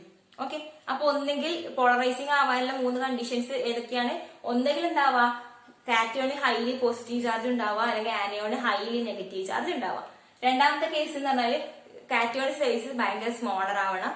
മൂന്നാമത്തെ കേസ് എന്ന് പറഞ്ഞാല് ആനയോണിന്റെ സൈസ് ഭയങ്കര ബിഗർ ആവണം. അപ്പൊ ഈ ഒരു കേസിലൊക്കെയും പോളറൈസിംഗ് പവർ കൂടുതലായിരിക്കും, അതുകൊണ്ട് കോവാലന്റ് ക്യാരക്ടറും കൂടുതലായിരിക്കും. സോ നെക്സ്റ്റ് കോവാലന്റ് ക്യാരക്ടറിന്റെ ഒരു ട്രെൻഡ്, പീരിയോഡിക് ടേബിളിലുള്ള ഒരു ട്രെൻഡ് മാത്രം. അതായത് ചിലപ്പോ ഏതിനാണ് കോവാലന്റ് ക്യാരക്ടർ കൂടുതൽ എന്നുള്ള ഒരു രീതിയിൽ ക്വസ്റ്റ്യൻസ് വരാറുണ്ട്. അപ്പോ ഗ്രൂപ്പിൽ താഴോട്ട് പോകുന്നതുകൊണ്ട് നമുക്ക് ഫസ്റ്റ് ഗ്രൂപ്പ് എടുക്കാം, lithium, sodium, potassium, rubidium, caesium, ആ ഒരു ഗ്രൂപ്പ് എടുക്കാം. ഓക്കെ, അപ്പൊ ഗ്രൂപ്പിൽ താഴോട്ട് പോകുന്നതോറും ഇപ്പൊ കോവാലന്റ് ക്യാരക്ടർ ആണ് ഞാൻ പറയുന്നത്, കോവാലന്റ് ക്യാരക്ടർ. ഓക്കെ, അപ്പൊ കോവാലന്റ് ക്യാരക്ടർ ഗ്രൂപ്പിൽ താഴോട്ട് പോകുന്നതോറും എന്ത് സംഭവിക്കുന്നുണ്ട്? ഇപ്പൊ നമ്മള് ഇപ്പം ഇതെന്താണ്, ലിഥിയം സോഡിയം ഒക്കെ എന്താണ്, കാറ്റയോൺ ആണ്, അല്ലെ? അല്ലാതെ ആനയോൺ ആവാറില്ല, അല്ലെ?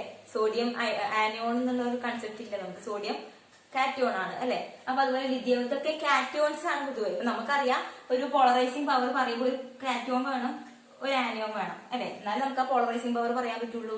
അപ്പൊ അതിൽ കാറ്റയോണിന്റെ കേസാണ് നമ്മൾ പറയുന്നത്. അപ്പോ ഈ ഭാഗത്തുള്ള ഗ്രൂപ്പ് ഉള്ള എലമെന്റ്സ്, അതായത് എസ് ബ്ലോക്കിലൊക്കെ ഉള്ള എലമെന്റ്സ് ആണ് സാധാരണ നമ്മൾ കാറ്റയോൺ ആയിട്ട് പറയാറുള്ളത്, അല്ലെ? അപ്പോ ഈ കാറ്റയോൺസിന്റെ കേസിൽ സൈസ് എന്ത് ചെയ്യാണ്, താഴോട്ട് കൂടുന്നതോറും ചെറിയ സൈസ് ആയിരിക്കും, പിന്നെ സൈസ് ബിഗർ ആയി മാറുന്നത്. അപ്പൊ കാറ്റയോണിന്റെ സൈസ് കൂടുമ്പോ എന്തായിരിക്കും കോവാലന്റ് ക്യാരക്ടർ ഉണ്ടാവുക? നമ്മൾ തൊട്ട് മുന്നേ ഫാക്ടേഴ്സ് പറയുമ്പോൾ പറഞ്ഞു, സ്മോളർ സൈസ് ഓഫ് കാറ്റയോൺ ആണെങ്കിലാണ് greater polarisability, greater covalent character ഉണ്ടാവുക, അല്ലെ? അപ്പൊ സ്മോളർ സൈസ് ആണെങ്കിലാണ് ഗ്രേറ്റർ കോവാലന്റ് ക്യാരക്ടർ. അപ്പൊ ഗ്രൂപ്പിൽ താഴോട്ട് പോകുന്നതോറും കോവാലന്റ് ക്യാരക്ടർ എന്ത് ചെയ്യും, കോവാലന്റ് ക്യാരക്ടർ ഡിക്രീസ് ചെയ്യും. ഓക്കെ, കോവാലന്റ് ക്യാരക്ടർ ഡിക്രീസ് ചെയ്യും. കാരണം എന്താണ്, സൈസ് കൂടുമ്പോൾ കോവാലന്റ് ക്യാരക്ടർ ഡിക്രീസ് ചെയ്യും. കാരണം സ്മോളർ സൈസ് ഓഫ് കാറ്റയോൺ, അതായത് ബിഗർ സൈസ് ഓഫ് കാറ്റയോൺ ഉണ്ടെങ്കിൽ അത് കോവാലന്റ് ആവില്ല. സ്മോളർ സൈസ്, കുഞ്ഞു സൈസുള്ള കാറ്റയോൺ വേണം, എന്നാൽ മാത്രമേ നമുക്ക് ഇതേപോലെ പോളറൈസ് ചെയ്തെടുക്കാൻ പറ്റും പെട്ടെന്ന്. അപ്പൊ ഹൈലി കോവാലന്റ് ക്യാരക്ടർ ഇവിടെ ആയിരിക്കുമ്പോൾ ലിഥിയവും സോഡിയവും വെച്ച് നോക്കുമ്പോൾ ലിഥിയാണ് ഗ്രേറ്റർ കോവാലന്റ് ക്യാരക്ടർ ഉള്ളത്. കാരണം ഗ്രൂപ്പിൽ താഴോട്ട് പോകുന്നതോറും കോവാലന്റ് ക്യാരക്ടർ ഡിക്രീസ് ചെയ്യുന്നുണ്ട് കാറ്റയോൺസിന്റെ കേസിൽ കേട്ടാ, കാറ്റയോൺസിന്റെ കേസിൽ. കാരണം കാറ്റയോൺസിന്റെ സൈസ് എന്ന് പറയുന്നത് സ്മോളർ സൈസ് ആവണം, എന്നാൽ മാത്രമേ നമുക്ക് ഇതേപോലെ കോവാലന്റ് ആവുള്ളൂ. അപ്പൊ സ്മോളർ സൈസ് ഉള്ള ലിഥിയാണ് ഹൈലി കോവാലന്റ്. സോ ചില ക്വസ്റ്റ്യൻസ് വരാറുണ്ട്, ലിഥിയം ഹൈലി കോവാലന്റ് ആണോ, സോഡിയവും പൊട്ടാസ്യവും അയണിക് ആണെന്നൊക്കെ പറഞ്ഞിട്ടുള്ള ക്വസ്റ്റ്യൻസ്. അപ്പൊ എന്താ സംഭവം ഇതെന്ന് വെച്ച് കഴിഞ്ഞാൽ ലിഥിയം സ്മോളർ സൈസ് ആണ്, അതുകൊണ്ടാണ് അതിന് എന്ത് ചെയ്യുന്നത്, സ്മോളർ സൈസ് ഓഫ് കാറ്റയോൺ വരുമ്പോ പോളറൈസിംഗ് പവർ കൂടും, കോവാലന്റ് ക്യാരക്ടർ കൂടും. അപ്പൊ സോഡിയം പൊട്ടാസ്യം ഒക്കെ അപ്പൊ അയണിക് ക്യാരക്ടർ ആയിരിക്കും. ഓക്കെ, താഴോട്ട് വരുമ്പോ ആ ഒരു അയണിക് ക്യാരക്ടറാണ് കൂടുക. അപ്പൊ ലിഥിയത്തിന്റെ കേസിൽ ലിഥിയം എന്താണ്, കോവാലന്റ് ആണ്. ഓക്കെ, നെക്സ്റ്റ് പീരിയഡിൽ ഇങ്ങോട്ട് പോകുന്നതോറും നോക്കാം. പീരിയഡിൽ ഇങ്ങോട്ട് പോകുന്നവർ എന്തായാലും സൈസ് കുറഞ്ഞ സൈസ് ഇങ്ങനെ കുറഞ്ഞല്ലേ വരിക. പീരീഡ് അങ്ങോട്ട് പോകുമ്പോൾ സൈസ് കുറയും. അപ്പൊ സൈസ് കുറയുന്നതിനനുസരിച്ച് എന്തായിരിക്കും, കോവാലന്റ് ക്യാരക്ടർ കൂടും, അല്ലെ? സൈസ് കുറയുമ്പോൾ കോവാലന്റ് ക്യാരക്ടർ കൂടും. അതുകൊണ്ട് കോവാലന്റ് ക്യാരക്ടർ പീരീഡിലെ ലെഫ്റ്റിൽ റൈറ്റിലേക്ക് വരുന്നതോറും കോവാലന്റ് ക്യാരക്ടർ കൂടുതലായിരിക്കും. ഓക്കെ, കോവാലന്റ് ക്യാരക്ടർ ഇൻക്രീസ് ചെയ്യും. ഓക്കെ, അപ്പോ കാർബൺ, നൈട്രജൻ, ഓക്സിജൻ അങ്ങനെ പോകുന്ന സമയത്ത് ഓക്സിജൻ ഹൈലി കോവാലന്റ് ആയിരിക്കും കാർബണേക്കാളും. അതെന്തുകൊണ്ടാണ്, കാരണം പീരീഡിൽ ലെഫ്റ്റിൽ നിന്ന് റൈറ്റിലേക്ക് പോകുന്നതോറും കോവാലന്റ് ക്യാരക്ടർ കൂടും. കാരണം അതിന്റെ സൈസ് കുഞ്ഞായിക്കൊണ്ട് വരികയാണ്. ഇപ്പൊ സൈസ് കുറയുന്നതിനനുസരിച്ച് കോവാലന്റ് ക്യാരക്ടർ കൂടും കാറ്റയോൺസിന്റെ കേസിൽ. അങ്ങനെ പറയാൻ കാരണമുണ്ട്, കാരണം ആനിയോൺസിന്റെ കേസിൽ ഡിഫറെന്റ് ആണ്. കാരണം ആനിയോൺസിന്റെ കേസ് പറയുമ്പോൾ നമ്മൾ പറഞ്ഞിട്ടുണ്ട് ബിഗർ സൈസ് ഓഫ് ആനിയോൺ വേണം, എന്നാലേ ഗ്രേറ്റർ കോവാലൻസ് ഉണ്ടാവുള്ളൂ. അപ്പൊ കാറ്റയോൺസിന്റെ കേസിൽ എന്തായിരിക്കണം, സ്മോളർ സൈസ് ആയിരിക്കണം. ഈ ആനിയോൺസിന്റെ കേസിൽ നമ്മളിപ്പോ ക്ലോറിൻ, ബ്രോമിൻ, അയഡിൻ എടുക്കുക. ഇതിപ്പോ ആനോൺസ് ആയിട്ടല്ലേ നമ്മൾ എടുക്കുക. അതായത് ഹൈഡ്രജൻ അയഡൈഡ് എന്ന് പറയുന്നുണ്ടെന്ന് വിചാരിക്കുക. ഇങ്ങനെ ഒരു കോമ്പൗണ്ടില് ഹൈഡ്രജൻ ആണ് ഇവിടെ വരുന്ന ആള് അല്ലെ, പോസിറ്റീവ് ചാർജുള്ള കാറ്റയോൺ.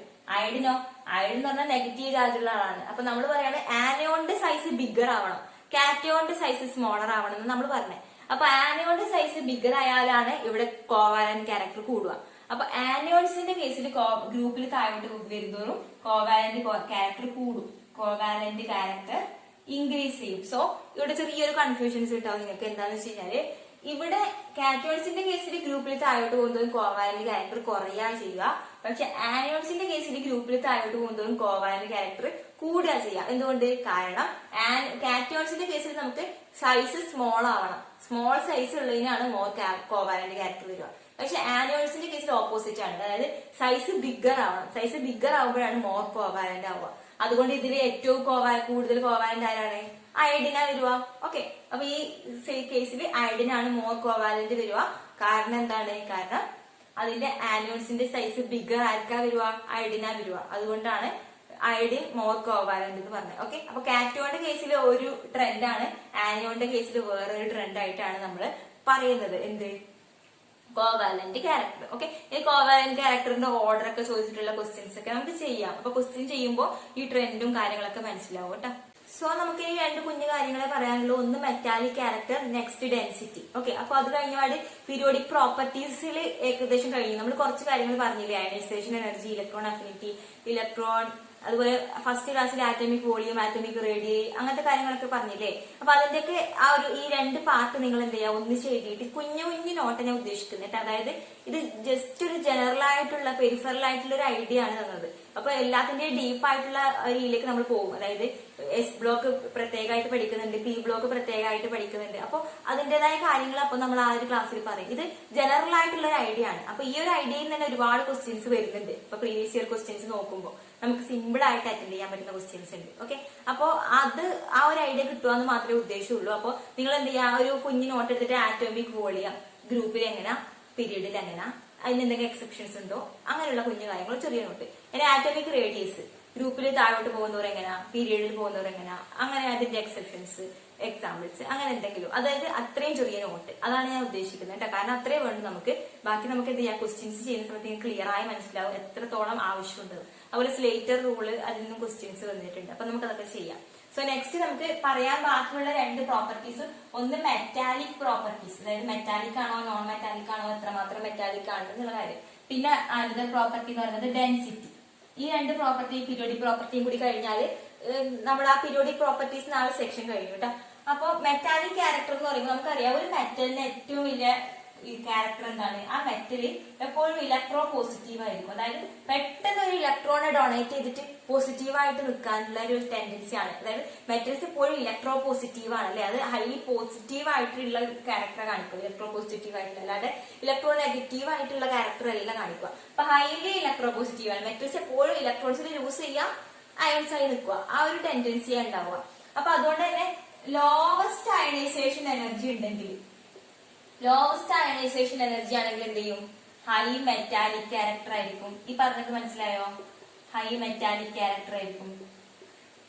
കാരണം ലോവസ്റ്റ് അയണൈസേഷൻ എനർജി എന്ന് പറഞ്ഞാൽ എന്താണ്, ഒരു ആറ്റത്തിന്റെ ഏറ്റവും വാലൻസ് ശരിയിലുള്ള ഒരു ഇലക്ട്രോണിനെ നമുക്ക് റിമൂവ് ചെയ്യാൻ ആവശ്യമായ എനർജി. അപ്പൊ നമുക്ക് പെട്ടെന്ന് റിമൂവ് ചെയ്യാൻ പറ്റുമെങ്കിൽ നമുക്ക് കുറച്ച് എനർജി കൊടുത്താൽ മതി. അതായത് ലോവസ്റ്റ് അയണൈസേഷൻ എനർജി. ഇപ്പൊ ചെറിയൊരു അയണൈസേഷൻ എനർജി കൊണ്ട് തന്നെ നമുക്ക് ആ മെറ്റലിന് ഇലക്ട്രോൺസിനെ റിമൂവ് ചെയ്യാൻ പറ്റുമെങ്കിൽ അതല്ലേ ശരിക്കും പറഞ്ഞാൽ മെറ്റാലിക് എന്ന് പറയുന്നത്. കാരണം പെട്ടെന്ന് ഇലക്ട്രോൺസിനെ യൂസ് ചെയ്തിട്ട് ഇലക്ട്രോ പോസിറ്റീവ് ആവുന്നതാണ് മെറ്റൽ ക്യാരക്ടർ. അപ്പൊ ലോവസ്റ്റ് അയണൈസേഷൻ എനർജി ഉണ്ടെങ്കിൽ ഹൈലി മെറ്റാലിക് ആയിരിക്കും. ഓക്കെ, അപ്പൊ അങ്ങനെയാണെങ്കിൽ ഹയസ്റ്റ് അയണൈസേഷൻ എനർജി ആണെങ്കിലോ നോൺ മെറ്റാലിക് ആയിരിക്കും. അപ്പൊ ഭയങ്കര അയണൈസേഷൻ എനർജി ഒരുപാട് കൊടുത്താൽ മാത്രമേ ഒരു ഇലക്ട്രോൺ നമുക്ക് പുറത്തെടുക്കാൻ പറ്റുള്ളൂ.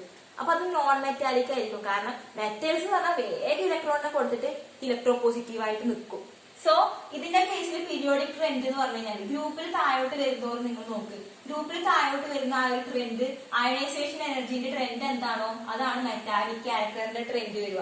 അപ്പൊ ഗ്രൂപ്പിൽ താഴോട്ട് പോകുന്ന ഒരു അയണൈസേഷൻ എനർജി കുറയും അല്ലെ. നമുക്കറിയാം സൈസ് ബിഗറായി വരുന്നതുകൊണ്ട് തന്നെ എന്ത് ചെയ്യും, ബിഗർ സൈസ് ഉള്ള ഒരു ആറ്റത്തിൽ നിന്ന് ഒരു ഇലക്ട്രോണിനെ റിമൂവ് ചെയ്യാൻ വേണ്ടി കുറഞ്ഞ അയണൈസേഷൻ എനർജി കൊടുത്താൽ മതി. അപ്പൊ ഗ്രൂപ്പിൽ താഴോട്ട് വരുന്നതോറും അയണൈസേഷൻ എനർജി കുറവായിരിക്കും എന്ന് പറഞ്ഞു. അപ്പൊ അയണൈസേഷൻ എനർജി കുറയുമ്പോൾ മെറ്റാലിക് ക്യാരക്ടർ കൂടും. സോ ഗ്രൂപ്പിൽ താഴോട്ട് വരുന്നതാറും മെറ്റാലിക് ക്യാരക്ടർ കൂടുതലായിരിക്കും, താഴോട്ട് വരുന്നതോറും മെറ്റൽസ് ആയിരിക്കും. അപ്പൊ മെറ്റാലിക് ക്യാരക്ടർ എന്ത് ചെയ്യും, ഇൻക്രീസ് ചെയ്യും ഗ്രൂപ്പിൽ താഴോട്ട് പോകുന്നതോറും. അപ്പൊ ഗ്രൂപ്പിൽ താഴോട്ട് പോകുന്നതോറും മെറ്റാലിക് ക്യാരക്ടർ ഇൻക്രീസ് ചെയ്യും. ഓക്കെ, ഞാൻ ഇങ്ങനെ സൈനൊക്കെ ഇട്ടിട്ടായിരിക്കും എഴുതുന്നുണ്ടാവുക, നിങ്ങൾ പെർഫെക്റ്റ് നോട്ട് ആയിരിക്കണം. എന്താണ് മെറ്റാലിക് ക്യാരക്ടർ ഗ്രൂപ്പിൽ താഴോട്ട് പോകുന്നതോറും ഇൻക്രീസ് ചെയ്യുന്നുള്ളതാണ് മീൻ ചെയ്യുന്നത് കേട്ടോ. ഓക്കെ, അങ്ങനെ മെറ്റാലിക് ക്യാരക്ടർ ഇൻക്രീസ് ചെയ്യും, ഗ്രൂപ്പിൽ താഴോട്ട് പോകുന്നതോറും ഇൻക്രീസ് ചെയ്യും. കാരണം എന്താണ്, അയണൈസേഷൻ എനർജി കുറവാണ്, താഴെയുള്ള എലമെന്റ്സിനൊക്കെ അയണൈസേഷൻ എനർജി ഭയങ്കര കുറവാണ്. അത് കുറവായതുകൊണ്ട് ഹൈലി മെറ്റാലിക് ആയിട്ടുള്ള പ്രോപ്പർട്ടി കാണിക്കും. ഇനി പീരിയഡിലേക്ക് നോക്കുമ്പോൾ എന്ത് ചെയ്യും, അയണൈസേഷൻ എനർജി കൂടും അല്ലെ. ഇങ്ങോട്ട് പോകുന്നതോറും അയണൈസേഷൻ എനർജി കൂടുമ്പോൾ നോൺ മെറ്റാലിക് ക്യാരക്ടർ ആയിരിക്കും ഇങ്ങോട്ട് പോകുന്നതോറും കാണിക്കുക. അപ്പൊ പീരിയഡിൽ ഇങ്ങോട്ട് പോകുന്നതോറും നോൺ മെറ്റാലിക് ആയിരിക്കും, ഇങ്ങോട്ട് വരുന്നതോറും മെറ്റാലിക് ആയിരിക്കും. മെറ്റൽസ് താഴോട്ട് പോകുന്നതോറും മെറ്റാലിക് ആയിരിക്കും, അങ്ങനെ ഉണ്ടാവുക. അതായത് ഇവിടുന്ന് ഇങ്ങോട്ട് പോകുന്നതോറും മെറ്റാലിക് ക്യാരക്ടർ കുറഞ്ഞ് നോൺ മെറ്റൽ ആവാനുള്ള ഒരു ടെൻഡൻസിയാണ് കാണിക്കുക. അപ്പൊ നമുക്ക് കാർബൺ ഒരു നോൺ മെറ്റൽ ആണ്, നൈട്രജൻ ഒരു നോൺ മെറ്റൽ ആണ് അല്ലെ. അപ്പൊ ഈ ഭാഗത്ത് ഒരു നോൺ മെറ്റൽ ക്യാരക്ടർ ആയിരിക്കും, ഈ ഭാഗത്ത് ലിഥിയം സോഡിയം എന്ന് പറഞ്ഞ ഒരു മെറ്റാലിക് ക്യാരക്ടർ കാണിക്കുന്നത്. പിന്നെ താഴോട്ട് പോകുന്നതോറും ഹൈലി മെറ്റാലിക് ആയിരിക്കും അങ്ങനെ. അപ്പൊ ഇവിടുത്തെ കേസ് നമുക്ക് carbon, silicon, germanium, tin, lead അല്ലെ. അപ്പൊ കാർബണിന്റെ കേസ് എടുക്കുക, carbon, silicon, germanium, tin, lead, SnPb, tin, lead. ടിന്നും ലെഡൊക്കെ എന്താണ്, പെർഫെക്റ്റ് മെറ്റൽസ് ആണ് അല്ലെ. പെർഫെക്റ്റ് മെറ്റൽസ് ആണ്. എന്തുകൊണ്ട്, ഗ്രൂപ്പിൽ താഴോട്ട് വരുന്നതോറും മെറ്റാലിക് ക്യാരക്ടർ കൂടുന്നുണ്ട്. അപ്പൊ താഴെയുള്ള ആൾക്കാർക്ക് ആ ഒരു മെറ്റാലിക് ക്യാരക്ടർ ഉണ്ടാവും. ഓക്കെ, പക്ഷെ പീരിയഡിൽ ഇങ്ങോട്ട് പോകുന്നതോറും നോൺ മെറ്റൽ ആവാനുള്ള ഒരു ടെൻഡൻസി ഉണ്ടാവും. അതുകൊണ്ട് ഈ പീരിയഡിന്റെ പി ബ്ലോക്കിന്റെ ഈ ഒരു ഭാഗത്ത് നമുക്ക് ഹൈലി നോൺ മെറ്റൽസിനെ കാണും. അതായത് ഇപ്പം കാർബൺ, നൈട്രജൻ, ഓക്സിജൻ, ഫ്ലോറിൻ, ഇവിടെ ക്ലോറിൻ, അതൊക്കെ എന്താണ് നോൺ മെറ്റൽസ് ആണ്. കാരണം പീരിയഡിൽ ഇങ്ങോട്ട് പോകുന്നതോറും ഹൈ അയണൈസേഷൻ എനർജി ആയിരിക്കും. അയണൈസേഷൻ എനർജി കൂടുന്നതിനനുസരിച്ച് അത് എന്തായിരിക്കും, നോൺ മെറ്റാലിക് ആയി മാറും. അപ്പൊ അയണൈസേഷൻ എനർജി താഴോട്ട് പോകുന്നതോറും കുറയുന്നതുകൊണ്ടാണ് താഴെയുള്ള ആൾക്കാർ ആ മെറ്റാലിക് പ്രോപ്പർട്ടി കാണിക്കുന്നത്. ഓക്കെ, അപ്പൊ അയണൈസേഷൻ എനർജിന്റെ ട്രെൻഡ് എന്ന് പറഞ്ഞു കഴിഞ്ഞാല് ഗ്രൂപ്പിൽ താഴോട്ട് പോകുന്നതോറും അയണൈസേഷൻ എനർജി കുറവാണ്, അതുകൊണ്ട് മെറ്റാലിക് ക്യാരക്ടർ കൂടും ഗ്രൂപ്പിൽ താഴോട്ട് പോകുന്നതോറും.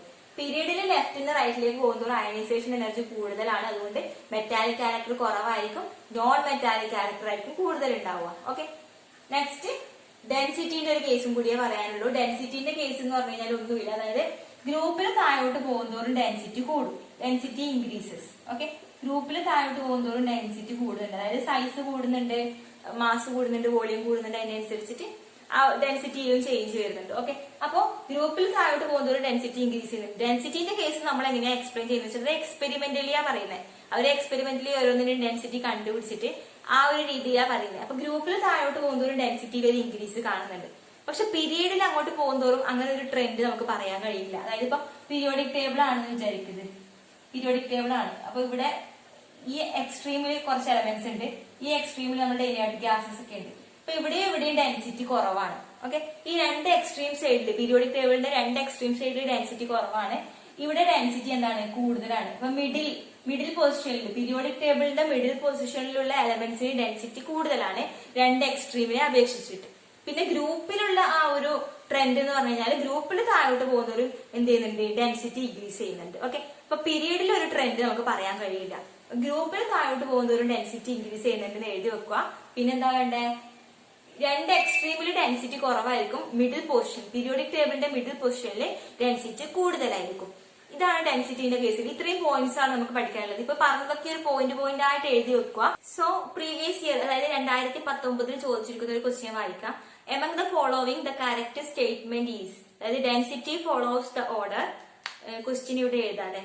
അപ്പൊ ഒന്ന് പറഞ്ഞിരിക്കുന്നത് density order caesium greater, rubidium greater, lithium greater, sodium. ഇത് ഡെൻസിറ്റി ഓർഡർ എന്നാ പറഞ്ഞത്. ഡെൻസിറ്റിന്റെ ഓർഡർ ഇങ്ങനെയാണെന്നാണ് option A. Option B solubility order. Solubility നമ്മൾ പറഞ്ഞിട്ടില്ല, എക്സ്പ്ലെയിൻ ചെയ്തിട്ടില്ല, കാരണം നമുക്കത് മെയിൻ ഗ്രൂപ്പിന്റെ കേസിൽ പറയാനുണ്ട്. സെപ്പറേറ്റ് ചാപ്റ്റർ ആയിട്ട് നമുക്കത് എക്സ്പ്ലെയിൻ ചെയ്യാനുണ്ട്. എന്നാലും നമുക്കിത് എഴുതാം. CS2 CO3 K2 CO3 Na2 CO3 Li2 CO3. അതായത് lithium carbonate, sodium carbonate, potassium carbonate, caesium carbonate. Next option C first ionisation potential, first ionisation energy എന്ന് പറയുന്നത് lithium, potassium, sodium, caesium. Next melting പോയിന്റിന്റെ order, melting പോയിന്റിന്റെ order MgCl2, BeCl2, calcium chloride, strontium chloride. Okay, ഇപ്പൊ melting പോയിന്റിന്റെ order, അതായത് ഇത് group 1 group 2 നമ്മൾ separate S block elements പഠിക്കുമ്പോൾ പഠിക്കും. അപ്പൊ അവിടെയാണ് നമ്മൾ സൊല്യൂബിലിറ്റിയും മെൽറ്റിംഗ് പോയിന്റും പറയുക. അപ്പൊ അല്ലാതെ തന്നെ നമുക്ക് ഇത് എക്സ്പ്ലെയിൻ ചെയ്യാൻ പറ്റുമെന്ന് നോക്ക്. അതായത് ഒന്നാമത്തെ കേസ് ഡെൻസിറ്റിന്റെ എക്സ്പ്ലനേഷൻ നോക്ക്. ഡെൻസിറ്റി അവർ തന്നിരിക്കുന്നത് caesium greater, rubidium greater, lithium greater, sodium.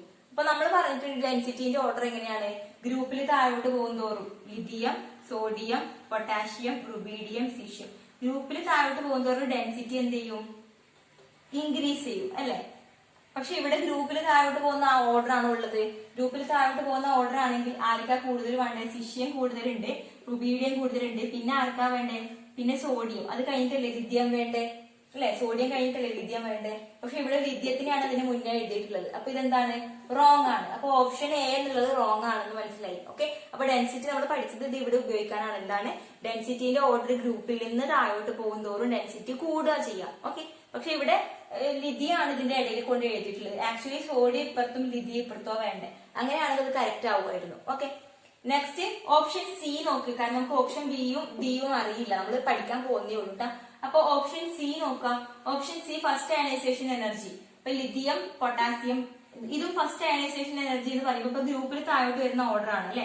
അപ്പൊ അയണൈസേഷൻ എനർജി താഴോട്ട് പോകുന്നതോറും എന്ത് ചെയ്യും, കുറയും അല്ലെ. താഴോട്ട് പോകുന്നതോറും അയണൈസേഷൻ എനർജി ഡിക്രീസ് ചെയ്യുകയോ ചെയ്യുക. അപ്പൊ നമ്മുടെ ഓർഡർ എന്താണ്, ഫസ്റ്റ് അയണൈസേഷൻ എനർജിന്റെ ഓർഡർ പറയുമ്പോൾ lithium greater than, sodium greater than, potassium അങ്ങനെയല്ലേ വേണ്ടത്. കാരണം ലിഥിയത്തിനായിരിക്കും അയണൈസേഷൻ എനർജി കൂടുതൽ ഉണ്ടാവുക, ഗ്രൂപ്പിൽ താഴോട്ട് പോകുന്നതോറും അയണൈസേഷൻ എനർജി കുറയുമെന്ന് നമുക്കറിയാം അല്ലെ. അപ്പൊ ഈ ഓർഡർ തെറ്റാണ്, അതുകൊണ്ട് ഓപ്ഷൻ സി തെറ്റാണ്. ഇനി ഓപ്ഷൻ ഡി നോക്ക്. ഓപ്ഷൻ ഡി മെൽറ്റിംഗ് പോയിന്റിന്റെ ഓർഡർ പറഞ്ഞത്. അപ്പൊ മെൽറ്റിംഗ് പോയിന്റിന്റെ ഓർഡർ എന്ന് പറയുമ്പോൾ നമുക്ക് ഓൾറെഡി മെൽറ്റിംഗ് പോയിന്റിന്റെ ഓർഡർ നമ്മൾ പറഞ്ഞിട്ടില്ല, പഠിച്ചിട്ടില്ല അല്ലെ. പക്ഷെ നമുക്കൊരു കാര്യം അറിയാം, കോവാലന്റ് ക്യാരക്ടർ എങ്ങനെയായിരിക്കും നമുക്കറിയാം അല്ലെ. ഗ്രൂപ്പിൽ താഴോട്ട് പോകുന്തോറും കാറ്റയോൺസിന്റെ കേസിൽ കോവാലന്റ് ക്യാരക്ടർ എന്ത് ചെയ്യൂ, കുറഞ്ഞുകൊണ്ടിരിക്കും നമ്മൾ പറഞ്ഞിട്ടുണ്ട് അല്ലെ. അതായത് ഇപ്പൊ ലിഥിയം, സോഡിയം നമ്മൾ പറഞ്ഞത് ലിഥിയാണ് മോർ കോവാലന്റ്, താഴോട്ട് പോകുന്നതോറും അയണിക് ആയി മാറും, കോവാലന്റ് ക്യാരക്ടർ ഡിക്രീസ് ചെയ്യുമെന്ന് പറഞ്ഞിട്ടുണ്ട്. കാരണം സൈസ് നോക്കിയിട്ട്, അതായത് കാറ്റയോൺസിന്റെ സ്മോളർ സൈസ് ആവുമ്പോൾ എന്ത് ചെയ്യും, കോവാലന്റ് ക്യാരക്ടർ ഇൻക്രീസ് ചെയ്യും. താഴോട്ട് പോകുന്നതോറും എന്ത് ചെയ്യും, കാറ്റയോൺസിന്റെ സൈസ് കൂടും, അപ്പൊ കോവാലന്റ് ക്യാരക്ടർ എന്ത് ചെയ്യും, കുറയും എന്നാണ് നമ്മൾ പറഞ്ഞത്. അപ്പോ നമുക്കറിയാവുന്ന ഒരു കാര്യമുണ്ട്, എന്താണ്, ഒരു പോയിന്റ് ഉണ്ട്, എന്താണ്, കോവാലന്റ് ക്യാരക്ടർ കൂടുകയാണെങ്കിൽ, ഈ കോവാലന്റ് ക്യാരക്ടർ കൂടുതലാണെങ്കിൽ മെൽറ്റിംഗ് പോയിന്റും ബോയിലിംഗ് പോയിന്റും കുറവായിരിക്കും. ഓക്കെ, അപ്പൊ കോവാലന്റ് ക്യാരക്ടർ കൂടുതലുള്ള സ്പീഷീസിന്റെ മെൽറ്റിംഗ് പോയിന്റ് എന്തായിരിക്കും, കുറവായിരിക്കും. അതൊരു പോയിന്റ് ആണ്, നിങ്ങൾ അത് നോട്ട് ചെയ്ത് വെക്കുക.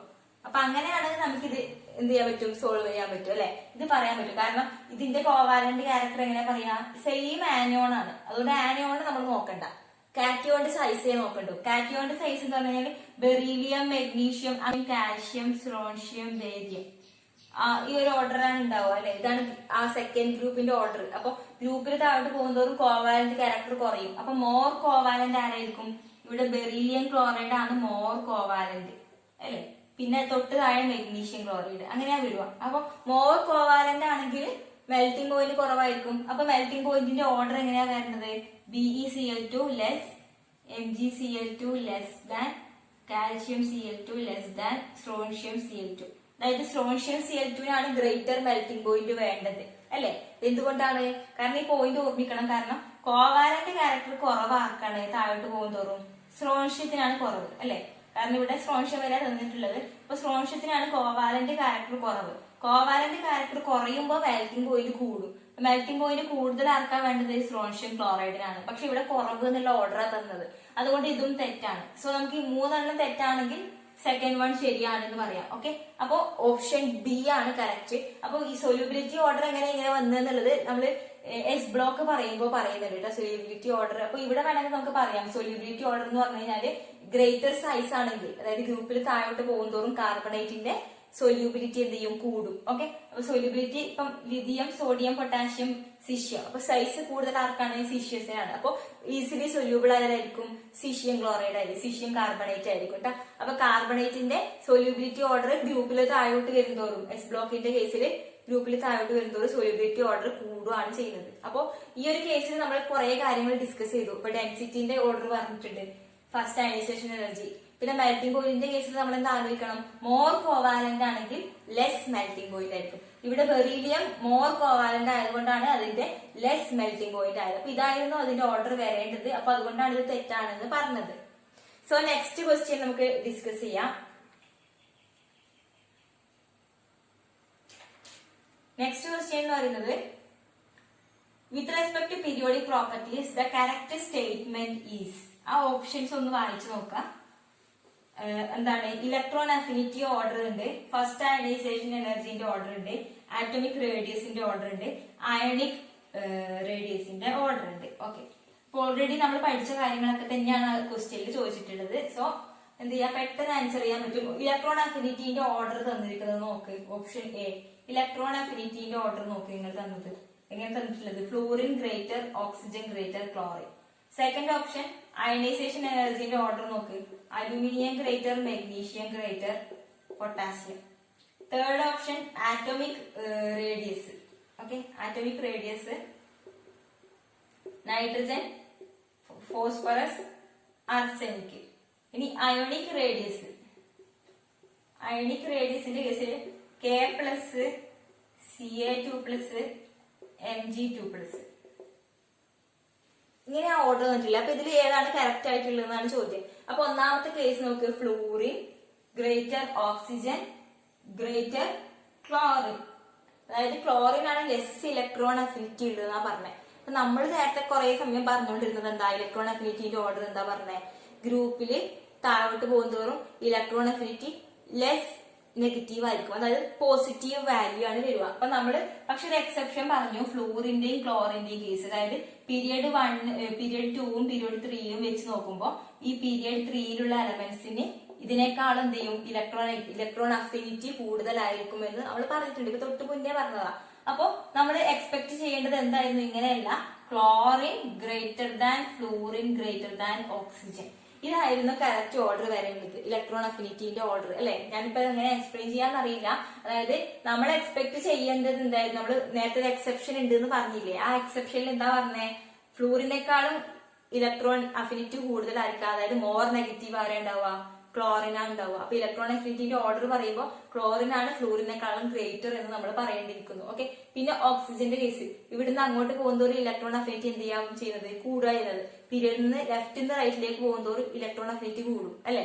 അപ്പൊ ഓക്സിജൻ, ഫ്ലൂറിൻ ഇങ്ങനെയുള്ള അല്ലെ. ഓക്സിജൻ പീരിയോഡിക് ടേബിളിൽ ഈ ഒരു ഇവിടെ ഓക്സിജൻ ഉണ്ട്, ഇവിടെ ഫ്ലൂറിൻ ഉണ്ട്, ഇവിടെ ക്ലോറിൻ ഉണ്ട്, ഇങ്ങനെയുള്ള. അപ്പൊ ഇവിടുന്ന് ഇങ്ങോട്ട് പോകുന്നതോറും ഇലക്ട്രോൺ അഫിനിറ്റി കൂടും. ഈ ഒരു കേസിൽ ഇതിനേക്കാൾ ഇലക്ട്രോൺ അഫിനിറ്റി കൂടുതൽ ക്ലോറിൻ ആണ്. അപ്പൊ chlorine greater, fluorine greater, oxygen എന്ന് വേണം പറയാൻ വേണ്ടിയിട്ട്. ഓക്കെ, അപ്പൊ പീരിയഡിൽ നിന്ന് അങ്ങോട്ട് പോകുന്നതോറും ഇലക്ട്രോൺ അഫിനിറ്റി കൂടുക ചെയ്യുക. അപ്പൊ അതുകൊണ്ടാണ് ഓക്സിജനേക്കാളും ഫ്ലൂറിന്റെ ഇലക്ട്രോൺ നെഗറ്റിവിറ്റി കൂടുതൽ എന്ന് പറഞ്ഞത്. അപ്പൊ ആ ട്രെൻഡ് പഠിച്ചു കഴിഞ്ഞാല് സോ ഇതെന്താണ് തെറ്റാണെന്ന് നമുക്ക് മനസ്സിലായി. കാരണം ഇതാണ് ശരിയായിട്ടുള്ള ആൻസർ വരേണ്ടത്. ഓക്കെ, അപ്പൊ ഓപ്ഷൻ എ തെറ്റാണ്. നെക്സ്റ്റ് അയണൈസേഷൻ എനർജിന്റെ കേസ്. അപ്പൊ ഇതെന്ന് പറഞ്ഞാൽ ഒരേ പീരീഡിലുള്ള ആൾക്കാരാണ് അല്ലെ. പൊട്ടാസ്യം, മെഗ്നീഷ്യം, അലുമിനിയം, സെയിം പീരീഡിലുള്ള അലുമിനിയം കേട്ടോ, സെയിം പീരീഡിലുള്ള ആൾക്കാരാണ്. അപ്പൊ നമ്മള് ഒരു പീരീഡിൽ ഇവിടുന്ന് ഇങ്ങോട്ട് പോകുന്ന അയണൈസേഷൻ എനർജി എന്ത് ചെയ്യാണ്, കൂടുകയാണ് ചെയ്യുന്നത് അല്ലെ. അയണൈസേഷൻ എനർജി കൂടും, പീരീഡിൽ ലെഫ്റ്റ് നിന്ന് റൈറ്റിലേക്ക് പോകുമ്പോൾ കൂടും. അപ്പൊ നമ്മൾ എക്സ്പെക്ട് ചെയ്യുന്നത് ഇത് കറക്റ്റ് ആണെന്ന് വിചാരിക്കും നമ്മൾ. അതായത് അലുമിനിയത്തിൽ കൂടുതൽ, പിന്നെ മെഗ്നീഷ്യം, പിന്നെ പൊട്ടാസ്യം, ഇത് കറക്റ്റ് ആണെന്ന് നമ്മൾ വിചാരിക്കും. പക്ഷെ ചെറിയ പ്രശ്നമുണ്ട്. എന്താണ്, മെഗ്നീഷ്യത്തിന്റെ കേസിൽ ഇത് കംപ്ലീറ്റ്ലി ഫിൽഡ് ഇലക്ട്രോണിക് കോൺഫിഗറേഷൻ വരും അല്ലെ. അതായത് 1s2, 2s2, 2p6, 3s2 ഇതല്ലേ മെഗ്നീഷ്യത്തിന്റെ എന്ത് വരുക, ഇലക്ട്രോണിക് കോൺഫിഗറേഷൻ വരുക. അപ്പൊ 3s2 കംപ്ലീറ്റ്ലി ഫിൽഡ് ആണ്, എസ് ബ്ലോക്ക് കംപ്ലീറ്റ്ലി ഫിൽഡ് ആണ്. എസ് ബ്ലോക്ക് കംപ്ലീറ്റ്ലി ഫിൽഡ് ആയതുകൊണ്ട് ഒരു എക്സ്ട്രാ സ്റ്റെബിലിറ്റി എന്തുണ്ടാവും, മെഗ്നീഷ്യത്തിന് ഉണ്ടാവും. അപ്പൊ മെഗ്നീഷ്യത്തിനായിരിക്കും അലുമിനിയത്തിനേക്കാളും അയണൈസേഷൻ എനർജി കൂടുതൽ ഉണ്ടാവുക. അതുകൊണ്ട് ഓർഡർ ചെറിയൊരു എക്സെപ്ഷൻ ഉണ്ട്, magnesium greater, aluminium, greater, potassium എന്നുള്ള ഓർഡറാണ് വരിക. ഓക്കെ, അപ്പൊ നമ്മൾ ഓൾറെഡി ഒരു പീരിയോഡിക് ട്രെൻഡ് പഠിച്ചു. അപ്പൊ ആ ഒരു പീരിയോഡിക് ട്രെൻഡ് പ്രകാരം നമ്മൾ ആൻസർ ചെയ്യുമ്പോൾ ഇത് തന്നെയാണ് ശരിയെന്ന് നമ്മൾ വിചാരിക്കും. പക്ഷെ ഇത് തെറ്റാണ്. എന്തുകൊണ്ടാണ്?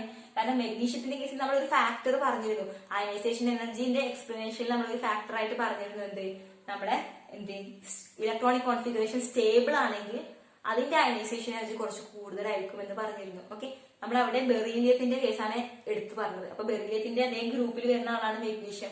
മെഗ്നീഷ്യത്തിന് അയണൈസേഷൻ എനർജി കൂടുതലായിരിക്കും. അപ്പൊ അലുമിനിയത്തിനേക്കാളും കൂടുതൽ മെഗ്നീഷ്യത്തിന് വരാൻ കാരണം ഇതിന് സ്റ്റേബിൾ ഇലക്ട്രോണിക് കോൺഫിഗറേഷൻ ഉണ്ടായതുകൊണ്ടാണ്. അല്ലെങ്കിൽ എന്താണ് aluminium, greater, magnesium, greater, potassium അത് തന്നെയായിരിക്കും. കാരണം പീരിയഡിൽ അങ്ങോട്ട് പോകുന്നവരാണ് അയണൈസേഷൻ എനർജി കൂടുക. ഓക്കെ, അപ്പോ ഈ ഒരു കേസിൽ ഓപ്ഷൻ ബിയും തെറ്റാണെന്ന് മനസ്സിലായി. Next atomic radius. ആറ്റോമിക് റേഡിയസിന്റെ കേസിൽ ഇനിയിപ്പോ എന്താ എക്സ്പ്ലെയിൻ ചെയ്യാനുള്ളത്? നൈട്രജൻ, ഫോസ്ഫറസ്, ആർസനിക് ഒരു ഗ്രൂപ്പിൽ വരുന്ന ആളാണ്. ഗ്രൂപ്പിൽ താഴോട്ട് പോകുന്നതോറാണ് എന്ത് ആറ്റോമിക് റേഡിയസ് കൂടുക. അപ്പൊ ഇത് തെറ്റല്ലേ? ഇവിടെ നൈട്രജന്റെ ആറ്റോമിക് റേഡിയസ് കൂടുതൽ എന്ന് പറഞ്ഞത്. അപ്പൊ അതും തെറ്റാണ്. അപ്പൊ നമുക്ക് ഇനി ഒന്ന് നോക്കാതെ ഇത് ശരിയാണെന്ന് പറയാം അല്ലെ? എന്നാൽ അത് ശരിയാണെന്നുള്ളതൊന്ന് ചെക്ക് ചെയ്ത് നോക്ക്. അതായത് പൊട്ടാഷ്യം പ്ലസ്, കാൽഷ്യം 2+, മെഗ്നീഷ്യം 2+. അപ്പൊ ഇതിന്റെ അയോണിക് റേഡിയസ് എന്ന് പറയുമ്പോൾ ഗ്രേറ്റർ അയോണിക് റേഡിയസ് ആർക്കാണ് വരിക എന്നുള്ളത്. അതായത് ചാർജ് കൂടുതലായിരിക്കും, ചാർജ് കുറവാർക്കാണ് K+. അപ്പൊ K+നായിരിക്കും സൈസ് കൂടുതൽ ഉണ്ടാവുക അല്ലെ? K+നായിരിക്കും സൈസ് കൂടുതൽ ഉണ്ടാവുക. പിന്നെ മെഗ്നീഷ്യം 2+, കാൽഷ്യം 2+ഉം ഉണ്ട്. അപ്പൊ ഇത് രണ്ടും വെച്ച് നോക്കുമ്പോൾ ഗ്രൂപ്പിൽ താഴോട്ട് പോകുന്നതും സൈസ് കൂടുതൽ കാൽഷ്യം 2+നാണ്. അപ്പൊ കാൽഷ്യം 2+ അടുത്തത് വരും. നെക്സ്റ്റ് മെഗ്നീഷ്യം 2+ വരും. ഓക്കെ, അപ്പോ ആദ്യം നോക്കേണ്ടത് അയോണിക് റേഡിയസ് നോക്കുമ്പോൾ ആദ്യം ഇതിന്റെ ചാർജ് നോക്കാം. അപ്പൊ ചാർജ് കുറവുള്ള ആൾക്കാർക്ക് സൈസ് കൂടുതൽ ഉണ്ടാവുക അല്ലെ? അതായത് 1 ഇലക്ട്രോൺ നഷ്ടപ്പെട്ട ആളുടെ സൈസും 2 ഇലക്ട്രോൺ നഷ്ടപ്പെട്ട ആളുടെ സൈസും നോക്കുമ്പോൾ നമുക്കറിയാം 2 ഇലക്ട്രോൺ നഷ്ടപ്പെട്ട ആളുടെ സൈസ് കുറച്ചുകൂടെ കുഞ്ഞായിരിക്കും അല്ലെ? അപ്പോ അത് മാത്രമല്ല, നമുക്ക് പീരിയഡില് വേണമെങ്കിൽ എങ്ങനെ എക്സ്പ്ലെയിൻ ചെയ്യാം? എന്താണ് പൊട്ടാഷ്യം, മെഗ്നീഷ്യം എന്ന് പറയുന്നത് ഒരേ പീരീഡിൽ വരുന്നതാണ്. പീരീഡിൽ ഇങ്ങോട്ട് പോകുന്നതോറും എന്ത് ചെയ്യും? സൈസ് കുറയും. അപ്പൊ പൊട്ടാഷ്യത്തിനേക്കാളും സൈസ് കുറവായിരിക്കും മെഗ്നീഷ്യത്തിന്. അപ്പൊ സൈസ് കൂടുതലായിരിക്കാണ് പൊട്ടാഷ്യത്തിന്, പൊട്ടാഷ്യം അയവും പിന്നെ കാൽഷ്യം 2+നാണ്, പിന്നെയാണ് മെഗ്നീഷ്യം 2+ന് വരുന്നത് എന്നുള്ള കാര്യം ചിന്തിക്കാം. ഓക്കെ, അപ്പൊ ഓപ്ഷൻ ബി ആണ് ഇവിടെ കറക്റ്റ്. അപ്പൊ ഈ ഒരു കേസിൽ നമുക്ക് ചെറിയൊരു പ്രോബ്ലംസ് വരുന്നുണ്ട്. അതായത് ചില എക്സെപ്ഷൻസ് നമ്മൾ മനസ്സിലാക്കണം. പിന്നെ ചില കാര്യങ്ങൾ നമ്മൾ കുറച്ച് തിങ്ക് ചെയ്യാനുണ്ട്. അതായത് എങ്ങനെ വന്നു എന്നുള്ളത്, പീരീഡിൽ എങ്ങനെയാണ് ട്രെൻഡ്, ഗ്രൂപ്പിൽ എങ്ങനെയാണ് ട്രെൻഡ് എന്ന് ആലോചിച്ചിട്ട് ആ ഒരു ഓർഡർ നമ്മൾ മനസ്സിലാക്കണം. അപ്പൊ അത് കൂടുതൽ നമുക്ക് എക്സ്പ്ലെയിൻ ചെയ്ത് പഠിപ്പിച്ചു തരാൻ പറ്റില്ല. അത് സിമ്പിൾ ആയിട്ട് നിങ്ങൾ ഈ പോയിന്റ്സ് ഒക്കെ പഠിച്ചിട്ട് എക്സാം കുറെ അറ്റൻഡ് ചെയ്ത് നോക്കുമ്പോൾ പ്രാക്ടീസ് ചെയ്യുമ്പോഴാണ് കുറച്ചുകൂടെ ക്ലിയർ ആവുമെന്നാണ് എനിക്ക് തോന്നിയത്. Okay, so next question. IIT JAM 2016 ചോദിച്ചിട്ടുള്ളത് സ്ലേറ്റർ റൂളിൽ നിന്നുള്ള ഒരു ക്വസ്റ്റ്യൻ ആണ് ചോദിച്ചത്. ഓക്കെ, അപ്പൊ സ്ലേറ്റർ റൂളിന്റെ ക്വസ്റ്റ്യൻ എന്താണ് ചോദ്യം? Effective nuclear charge for 3D electron in vanadium according to Slater rule is. Okay, അതായത് effective nuclear charge of 3D electron of vanadium, വനേഡിയത്തിന്റെ 3D ഇലക്ട്രോണിന്റെ ആണ് ചോദിച്ചിരിക്കുന്നത്. അപ്പോ സ്ലേറ്റർ റൂൾ പ്രകാരം അപ്പൊ വനേഡിയം എന്താണ്? അതിന്റെ ആറ്റോമിക് നമ്പർ 23 ആണ്. അത് ക്വസ്റ്റ്യനിൽ തന്നിട്ടുണ്ട്. അപ്പൊ 1s2, 2s2, 2p6, 3s2, 3p6, 4s2, 3d എത്രയാന്നുള്ളത് എന്ത് ചെയ്യാം നോക്കാം. 4s2 കഴിഞ്ഞിട്ടാണ് നമ്മൾ 3d ഇലക്ട്രോൺസ് കൊടുക്കുക അല്ലെ? പക്ഷെ എഴുതുമ്പോൾ നമ്മൾ 3dനെ ഒന്നിച്ചെഴുതി എഴുതുന്നേ ഉള്ളൂ. 4sൽ 2 ഇലക്ട്രോൺസ് കൊടുത്തു കഴിഞ്ഞിട്ട് ബാക്കിയുള്ളതിനെ നമ്മൾ 3dയിലേക്ക് കൊടുക്കുക. ഇത് ഓൾറെഡി നമുക്ക് ബേസിക് ആയിട്ട് അറിയാവുന്ന കാര്യമാണ്. 4s കഴിഞ്ഞിട്ട് 3d വരിക. പിന്നെ നമ്മൾ എഴുതുമ്പോൾ 3ത്തെ ടേംസ് ഒക്കെ ഒരേ ഗ്രൂപ്പ് ആക്കി എഴുതുമ്പോൾ ഇങ്ങനെ എഴുതുന്നതാണ്. അപ്പൊ ഇത് 10 ഇലക്ട്രോൺസ് 18, 20. അപ്പൊ 23 എന്ന് പറയുമ്പോൾ ഇവിടെ 3 ഇലക്ട്രോൺസ് വരണം ബാക്കി അല്ലെ? അങ്ങനെയാണ് 3d3 4s2 വന്നത്. അതായത് 4s2 കഴിഞ്ഞിട്ടാണ് നമ്മൾ 3d3യിലേക്ക് ഇലക്ട്രോൺസിനെ കൊടുക്കുക. പിന്നെ എഴുതുമ്പോൾ നമ്മൾ ഗ്രൂപ്പ് പറഞ്ഞിരുന്നു. സ്ലേറ്റർ റൂൾ എഴുതുമ്പോൾ എങ്ങനെ എഴുതണം? 1s ഒരു ഗ്രൂപ്പ്, 2s 2p ഒരു ഗ്രൂപ്പ്, 3s 3p ഒരു ഗ്രൂപ്പ്, 3d ഒരു ഗ്രൂപ്പ്, 4s ഒരു ഗ്രൂപ്പ്, ഇങ്ങനെ എഴുതണം എന്ന് പറഞ്ഞിരുന്നു അല്ലെ? അപ്പൊ ആദ്യം ഇതേപോലെ ഗ്രൂപ്പ് ആക്കിയിട്ട് എഴുതാം. അപ്പൊ 3dയിലുള്ള ഇലക്ട്രോൺസിന്റെ കേസാ ചോദിച്ചത്. 3dയിലുള്ള ഒരു ഇലക്ട്രോണിന്റെ എഫക്റ്റീവ് ന്യൂക്ലിയർ ചാർജാ ചോദിച്ചത്. അപ്പൊ ഔട്ടർ മോസ്റ്റ് ഉള്ള 4sന്റെ കാര്യം എന്തായിരിക്കും? 0. അതായത് അതിന്റെ പുറത്തുള്ള എത്ര ഇലക്ട്രോൺസ് ഉണ്ടെങ്കിലും നമ്മൾ മൈൻഡ് ചെയ്യേണ്ട. 3d മുതൽ ഇങ്ങോട്ടുള്ള ഇന്നർ ഇലക്ട്രോൺസിനെയാണ് നമ്മൾ മൈൻഡ് ചെയ്യേണ്ടത്. കാരണം ഷീൽഡിംഗ് എന്ന് പറഞ്ഞാൽ ഇന്നർ ഓർബിറ്റൽസിന്റെ ഇലക്ട്രോൺസ് കൊണ്ടാണ് ഷീൽഡിംഗ് വരിക. അപ്പൊ ഔട്ടർ ഇലക്ട്രോൺ ഔട്ടർ ഓർബിറ്റലായ 4sനെ മൈൻഡ് ചെയ്യേണ്ട. ബാക്കിയുള്ള കേസ് നോക്ക്. ഇപ്പൊ 3Dന്റെ കേസിൽ നമ്മൾ പറയുന്നത് എന്താണ്, സെയിം ഓർബിറ്റലിലാണെങ്കിൽ എന്താണ് നമ്മൾ പറഞ്ഞത് 0.35. സോ സെയിം ഓർബിറ്റലിലുള്ള ഇലക്ട്രോൺസിന്റെ കോൺട്രിബ്യൂഷൻ കഴിഞ്ഞ ക്ലാസ്സിൽ പറഞ്ഞാണ് 0.35 ആണ് കോൺട്രിബ്യൂഷൻ. ഇവിടെ അങ്ങനെ എത്ര ഇലക്ട്രോൺസ് ഉണ്ട്, അതായത് ടോട്ടൽ 3 ഇലക്ട്രോൺസ് ഉണ്ട്. അതിൽ ഒരു ഇലക്ട്രോണിന്റെ എഫക്റ്റീവ് ന്യൂക്ലിയർ ചാർജ് നമുക്ക് കാണേണ്ടത്. ബാക്കി 2 ഇലക്ട്രോൺസ് ഇല്ലേ, ആ ബാക്കി 2 ഇലക്ട്രോൺസിനെ 2 × 0.35 ചെയ്യാം. പിന്നെ നമ്മൾ പഠിച്ചത് എന്താണ്, ഇമ്മീഡിയറ്റ് ഷെല്ലിന്റെ കോൺട്രിബ്യൂഷൻ 0.85 ആണ്. പക്ഷെ ഇവിടെ ഇമ്മീഡിയറ്റ് ഷെല്ലില്ല. ഇവിടെ എന്താണ്, സെയിം ഷെല്ലല്ലേ, 3s ഉം 3p ഉം 3d ഉം ഒരേ ഷെല്ലാണ്. അപ്പൊ ഇമ്മീഡിയറ്റ് ഷെല്ലില്ല. അപ്പൊ നമ്മൾ അത് കൺസിഡർ ചെയ്യണ്ട, ഇമ്മീഡിയറ്റ് ഷെല്ലില്ല. പിന്നെ നമ്മൾ എന്താ പഠിച്ചത്, ഫെർദർ ഇൻസൈഡ് ഉള്ളതിന്റെ ഒക്കെ 1 ആയിരിക്കും. അപ്പൊ ഇവിടുന്ന് ഇങ്ങോട്ടുള്ളതിന്റെ ഒക്കെ എന്തായിരിക്കും, കോൺട്രിബ്യൂഷൻ 1 ആയിരിക്കും. അപ്പൊ എത്ര ഇലക്ട്രോൺ ഉണ്ട്, 1 ആണ് കോൺട്രിബ്യൂഷൻ. എത്ര ഇലക്ട്രോൺ ഉണ്ട് ഇവിടുന്ന് ഇങ്ങോട്ട്, 18 ഇലക്ട്രോൺസ് അല്ലേ ഉള്ളത്. അപ്പൊ 18. ഓക്കെ, ഇതെങ്ങനെ എഴുതിയെന്ന് മനസ്സിലായോ? ചെറിയൊരു പ്രശ്നമുണ്ട് ഇതിനകത്ത്. എന്താണ് നമ്മൾ പറഞ്ഞത്, അതായത് 3D അകത്തുള്ള ഒരു ഇലക്ട്രോണിനെ മൈൻഡ് ചെയ്യേണ്ടത് നമുക്ക്. ബാക്കിയുള്ള 2 ഇലക്ട്രോൺസിന്റെ കോൺട്രിബ്യൂഷൻ എങ്ങനെ അറിയാം, 0.35 കൊണ്ട് മൾട്ടിപ്ലൈ ചെയ്യാം ബാക്കി 2 ഇലക്ട്രോൺസിനെ. അതായത് സെയിം ഗ്രൂപ്പിലുള്ള ഇലക്ട്രോൺസ് ആണെങ്കിൽ അതിന്റെ കോൺട്രിബ്യൂഷൻ 0.35 ആണെന്ന് നമ്മൾ പറഞ്ഞിട്ടുണ്ട്. പിന്നെ നമ്മൾ പറഞ്ഞു ഇമ്മീഡിയറ്റ് ഷെല്ലിലുള്ളതിന്റെ കോൺട്രിബ്യൂഷൻ 0.85 ആണ്. പക്ഷെ ഇവിടെ ഇമ്മീഡിയറ്റ് ഷെല്ലില്ല, കാരണം ഇതൊക്കെയും സെയിം ഷെല്ലല്ലേ, 3s 3p എന്നൊക്കെ പറഞ്ഞ ഒരേ ഷെല്ലാണ്. അതുകൊണ്ട് വേറെ ഗ്രൂപ്പായിട്ടാണ് നമ്മൾ അറേഞ്ച് ചെയ്തതെങ്കിലും ഒരേ ഷെല്ലായതുകൊണ്ട് ഇമ്മീഡിയറ്റ് ഷെല്ല് എന്നുള്ളത് കൺസെപ്റ്റ് ഇവിടെ ഇല്ല. അതുകൊണ്ട് 0.85 എന്നുള്ള കോൺട്രിബ്യൂഷൻ ഇവിടെ വരില്ല. പിന്നെ വരാവുന്ന എന്താണ്, ഇവിടുന്ന് ഇങ്ങോട്ട് ഫെർദർ ഇൻസൈഡ് എത്ര ഇലക്ട്രോൺസ് ഉണ്ടോ അതിന്റെയൊക്കെ കോൺട്രിബ്യൂഷൻ 1 ആയിരിക്കും. നെക്സ്റ്റ് ഇത് നമ്മൾ ഡയറക്റ്റ് ചെയ്ത് നോക്കാം. സോ ഇത് 18.7 കിട്ടും. അപ്പൊ നമുക്ക് സിഗ്മ 18.7 കിട്ടി. അപ്പൊ Z എഫക്റ്റീവ് ന്യൂക്ലിയർ ചാർജ് എന്ന് പറഞ്ഞാൽ എന്താ, actual nuclear charge divided by minus sigma ട്ടാ. അപ്പൊ ആക്ച്വൽ ന്യൂക്ലിയർ ചാർജ് എത്രയാ, 23, വനേഡിയത്തിന്റെ 23 ആണ്. മൈനസ് 18.7. അപ്പൊ 23 മൈനസ് 18.7 ചെയ്യാം, ഡയറക്റ്റ് 4.3 കിട്ടും. സോ നിങ്ങൾക്ക് നിങ്ങളുടെ ഓപ്ഷനിലുള്ള, അതായത് ന്യൂമറിക്കൽ ആൻസർ ടൈപ്പ് ക്വസ്റ്റ്യൻ ആണ് ഇത്, അതായത് ഓപ്ഷൻസ് തന്നിട്ടുള്ള ക്വസ്റ്റ്യൻ അല്ല. സോ അവരൊരു റേഞ്ച് പറയും, 4.2 മുതൽ 4.4 വരെ എഴുതിയ ആൾക്ക് കറക്റ്റ് ആൻസർ ആണ് ശരി കൊടുക്കണം എന്നുള്ള രീതിയിലാണ് പറയുക. ഓക്കെ, 4.3 ആണ് നമുക്ക് കിട്ടുന്നത്. ഇത് എങ്ങനെ കിട്ടിയെന്ന് ക്ലിയർ അല്ലേ? അതായത് സ്ലേറ്റർ റൂളിൽ നിങ്ങൾക്ക് ഓൾറെഡി അറിയാവുന്നതാണ് ഞാൻ പ്രതീക്ഷിക്കുന്നത്. അതായത് ഈ സിഗ്മ വാല്യൂ ആദ്യം കാണാം, എന്നിട്ട് Z ആക്ച്വൽ വാല്യൂയിൽ നിന്ന് സിഗ്മ വാല്യൂ മൈനസ് ചെയ്യാം. ആക്ച്വൽ വാല്യൂ എന്ന് പറയുന്നത് അതിന്റെ ആറ്റോമിക് നമ്പർ ആണ്. ഓക്കെ, സിഗ്മ വാല്യൂ മൈനസ് ചെയ്യാം. അപ്പൊ ഇത് സിഗ്മ കാണുന്ന കേസിലാണ് നമുക്ക് കുറച്ചൊരു കൺഫ്യൂഷൻസ് വരാറുള്ളത്. അതായത് ഇമ്മീഡിയറ്റ് ഷെയിൽ ഉണ്ടോ എന്ന് നോക്കണം നമ്മൾ. ഇമ്മീഡിയറ്റ് ഷെയിലല്ല ഇത് സെയിം ഷെല്ലാണ്. 3 ഉം 3 ഉം രണ്ടും ഒരേ ഷെല്ലല്ലേ, മൂന്നാമത്തെ ഷെല്ല്. അതുകൊണ്ടാണ് 0.85ന്റെ കോൺട്രിബ്യൂഷൻ ഇല്ലാതെ ടോട്ടലിന് നമ്മൾ 1 എന്ന കോൺട്രിബ്യൂഷൻ കൊടുത്തത്. അപ്പോ ആൻസർ എന്ന് പറയുന്നത് 4.3 ആണ് കിട്ടുക. സോ നെക്സ്റ്റ് എന്ന് പറയുന്നത് correct statement about ionisation potential is. Ionisation പൊട്ടൻഷ്യലിനെ കുറിച്ചുള്ള കറക്റ്റ് സ്റ്റേറ്റ്മെന്റ് ഏതാണെന്നുള്ളത്. ഓക്കെ, അപ്പൊ അതിൽ non metallic character of an element decreases as ionisation potential increases. അതായത് അയണൈസേഷൻ പൊട്ടൻഷ്യൽ കൂടുമ്പോ നോൺ മെറ്റാലിക് ക്യാരക്ടർ കുറയും എന്നാ പറഞ്ഞേ, അല്ലല്ലോ. അതായത് നമ്മൾ എന്താ പറഞ്ഞിരുന്നത്, അയണൈസേഷൻ എനർജി കുറയുമ്പോ മെറ്റാലിക് ക്യാരക്ടർ കൂടും അല്ലേ, ഇങ്ങനെ നമ്മൾ പറഞ്ഞേ.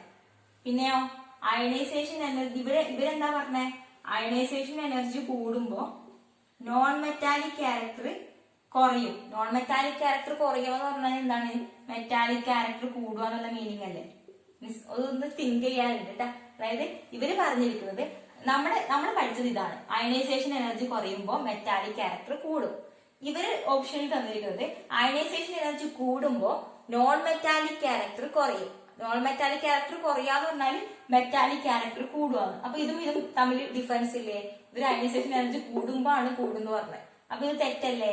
അങ്ങനെയാണെങ്കിൽ ഓപ്ഷൻ എ തെറ്റാണ് കേട്ടാ. അതൊന്ന് ചിന്തിക്കണം നിങ്ങൾ. മീൻസ് നിങ്ങൾക്ക് മനസ്സിലായോ എന്നറിയില്ല. Means next, ionisation potential decreases down the group in the periodic table. അത് കറക്റ്റ് അല്ലേ? കറക്റ്റ് ആണ്. എന്താണ്, പീരിയോഡിക് ടേബിളിൽ താഴോട്ട് പോകുന്നതോടെ അയണൈസേഷൻ പൊട്ടൻഷ്യൽ എന്ത് ചെയ്യും, കുറയാ ചെയ്യുന്നത്. നമുക്ക് അറിയാവുന്ന കാര്യമാണ് അല്ലെ, അയണൈസേഷൻ എനർജി ഗ്രൂപ്പിൽ താഴോട്ട് പോകുന്നതോട് കുറയാ ചെയ്യുന്നത്. അപ്പൊ അത് കറക്റ്റ് ആണ്. പിന്നെ നമുക്ക് ഓപ്ഷൻ സിയും ഡിയും നോക്കേണ്ട കാര്യം തന്നെ ഇല്ല. സോ ഓപ്ഷൻ ബി ആണ് കറക്റ്റ് ആയിട്ടുള്ളത് നമുക്ക് കിട്ടി അല്ലെ. പിന്നെ ബാക്കിയുള്ള ഓപ്ഷൻസ് നമ്മൾ മൈൻഡ് ചെയ്യേണ്ട ആവശ്യമില്ല അല്ലെ, തെറ്റായ ഓപ്ഷൻസ് നമ്മൾ മൈൻഡ് ചെയ്യേണ്ട ആവശ്യമില്ല. സോ കറക്റ്റ് ആൻസർ ഒരെണ്ണം മാത്രമുള്ള കേസിലാണ് നമ്മൾ കറക്റ്റ് ഒരു ഓപ്ഷൻ കറക്റ്റ് ആയി കഴിഞ്ഞാൽ പിന്നെ ബാക്കിയുള്ള കാര്യങ്ങൾ നമ്മൾ നോക്കാതിരിക്കേണ്ടത്. പക്ഷെ മൾട്ടിപ്പിൾ സെലക്ഷൻ ക്വസ്റ്റ്യൻ കണ്ടിട്ടുണ്ടെങ്കിൽ എല്ലാ ഓപ്ഷൻസും നമ്മൾ ചെക്ക് ചെയ്യണം കറക്റ്റ് ആണോ എന്നുള്ളത് കേട്ടോ. അപ്പൊ മൾട്ടിപ്പിൾ ചോയ്സ് ആണെങ്കിൽ ഒരു കറക്റ്റ് ആൻസർ കിട്ടിയാൽ പിന്നെ ബാക്കിയുള്ള ഓപ്ഷൻസ് നമ്മൾ മൈൻഡ് ചെയ്യേണ്ട. പക്ഷെ മൾട്ടിപ്പിൾ സെലക്ഷൻ ക്വസ്റ്റ്യൻ ആണെങ്കിൽ കംപ്ലീറ്റ് ചോയ്സസ് നമ്മൾ നോക്കിയിട്ട് വേണം എത്രയൊക്കെ കറക്റ്റ് ആയിട്ടുണ്ട് എന്നുള്ളത് നമ്മൾ സെലക്ട് ചെയ്ത് എഴുതാൻ വേണ്ടിയിട്ട്. അങ്ങനെ ഒന്ന് ആ ഒരു ട്രിക്കിലൂടെ മൂവ് ചെയ്യണം. സോ നെക്സ്റ്റ് ക്വസ്റ്റ്യൻ IIT 2001 ചോദിച്ച ചോദ്യമാണ് കേട്ടോ. അതായത് the set representing the correct order of first ionization potential is. അതായത് ഫസ്റ്റ് അയണൈസേഷൻ പൊട്ടൻഷ്യലിന്റെ കറക്റ്റ് ഓർഡർ റെപ്രസെന്റ് ചെയ്യുന്ന സെറ്റ് ഏതാണെന്നുള്ളതാണ് ചോദ്യം. Okay, correct order of first ionisation potential. അപ്പൊ ഓപ്ഷൻസ് തന്നിട്ടുണ്ട്. ഓപ്ഷൻ എ എന്ന് പറയുന്നത് പൊട്ടാഷ്യം, സോഡിയം, ലിഥിയം. അയണൈസേഷൻ എനർജിന്റെ കേസാ പറയുന്നത് കേട്ടാ. Option B beryllium, magnesium, calcium. Option C boron, carbon, nitrogen. Next germanium, silicon, carbon. അപ്പൊ ഇതിന്റെ കറക്റ്റ് ഓർഡർ ഓഫ് അയണൈസേഷൻ എനർജിയാ ചോദിച്ചത്. അപ്പൊ നമുക്ക് നോക്കാം അയണൈസേഷൻ എനർജി. ഇപ്പം ലിഥിയം, സോഡിയം, പൊട്ടാസ്യം എന്ന് പറയുമ്പോൾ ആ ഒരു ഗ്രൂപ്പിന്റെ കേസിൽ ലിഥിയം, സോഡിയം, പൊട്ടാസ്യം ആ ഒരു ഗ്രൂപ്പിൽ താഴോട്ട് പോകുന്തോറും ശരിക്കും അയണൈസേഷൻ എനർജി എന്താ ചെയ്യണ്ടേ? അയണൈസേഷൻ എനർജി ഡിക്രീസ് ചെയ്യാ വേണ്ടേ. പക്ഷെ ഇവിടെ ഗ്രൂപ്പിൽ താഴോട്ട് പോകുന്നതോറും പൊട്ടാസ്യത്തിന് ഗ്രേറ്റർ അയണൈസേഷൻ എനർജി കൊടുത്തിട്ടില്ല. അപ്പൊ അത് തെറ്റാണ്. നെക്സ്റ്റ് ബെറീലിയം, മെഗ്നീഷ്യം, കാൽഷ്യം അതൊരു ഗ്രൂപ്പിൽ താഴോട്ട് പോകുന്നതോറും അയണൈസേഷൻ എനർജി എന്ത് ചെയ്യണം? കുറയണം. അപ്പൊ കാൽഷ്യത്തിനാണ് ലെസർ, പിന്നെ മെഗ്നീഷ്യം, പിന്നെ ബെറീലിയം. സോ ഇത് കറക്റ്റ് ആണ്. മനസ്സിലായില്ല ഇത് എങ്ങനെയാ വന്നേന്ന്? ഓക്കെ, അപ്പൊ ഓപ്ഷൻ ബി ആണ് കറക്റ്റ്. പിന്നെ സിയും ഡിയും നമ്മൾ മൈൻഡ് ചെയ്യേണ്ട ആവശ്യമില്ല അല്ലെ. അപ്പൊ ഇത് എന്ന് പറഞ്ഞാല് ഗ്രൂപ്പിൽ താഴോട്ട് പോകുന്നതോറും അയണൈസേഷൻ എനർജി കുറവാണ് എന്നുള്ള ഒരു കൺസെപ്റ്റിൽ നിന്നാണ് നമ്മൾ ഈ ഓർഡർ എടുക്കുന്നത് കേട്ടാ. അത് IIT ചോദിച്ച സിമ്പിൾ ആയിട്ടുള്ള ക്വസ്റ്റ്യൻ ഇല്ലേ ചോദിച്ചത്. നെക്സ്റ്റ് ക്വസ്റ്റ്യൻ എന്ന് പറയുന്നത് identify least stable ion among the following. തന്നിരിക്കുന്നത് lithium minus, beryllium minus, boron minus, carbon minus. അതിൽ നിന്ന് ലീസ്റ്റ് സ്റ്റേബിൾ ആയിട്ടുള്ളതിനെ ഐഡന്റിഫൈ ചെയ്യാനാണ് പറഞ്ഞിട്ടുള്ളത്. ലീസ്റ്റ് സ്റ്റേബിൾ അതായത് ഒരു ഇലക്ട്രോണിനെ വേണ്ടാന്നുള്ള ഒരാളുണ്ടാവില്ലേ, അത് ആരായിരിക്കും? നമുക്ക് ഓൾമോസ്റ്റ് പറയാം. കാരണം ബെറീലിയം ആണ്. കാരണം ബെറീലിയം എന്ന് പറഞ്ഞാൽ കംപ്ലീറ്റ്ലി ഫിൽഡ് ആയിട്ടുള്ള സ്റ്റേബിൾ ആയിട്ട് നിൽക്കുന്നുണ്ട് അല്ലെ. അതിന്റെ കോൺഫിഗറേഷൻ നമ്മൾ എന്താ പറഞ്ഞ 1s2 2s2 ഇലക്ട്രോണിക് കോൺഫിഗറേഷൻ എന്ന് പറഞ്ഞാൽ സ്റ്റേബിൾ ഇലക്ട്രോണിക് കോൺഫിഗറേഷൻ ആണ്. ഇനി ഒരു ഇലക്ട്രോണിനെ മേടിച്ചിട്ട് ആ ഇലക്ട്രോണിക് കോൺഫിഗറേഷൻ അതിന്റെ സ്റ്റെബിലിറ്റി കളയുന്നതിനേക്കാൾ നല്ലത് എന്താണ്?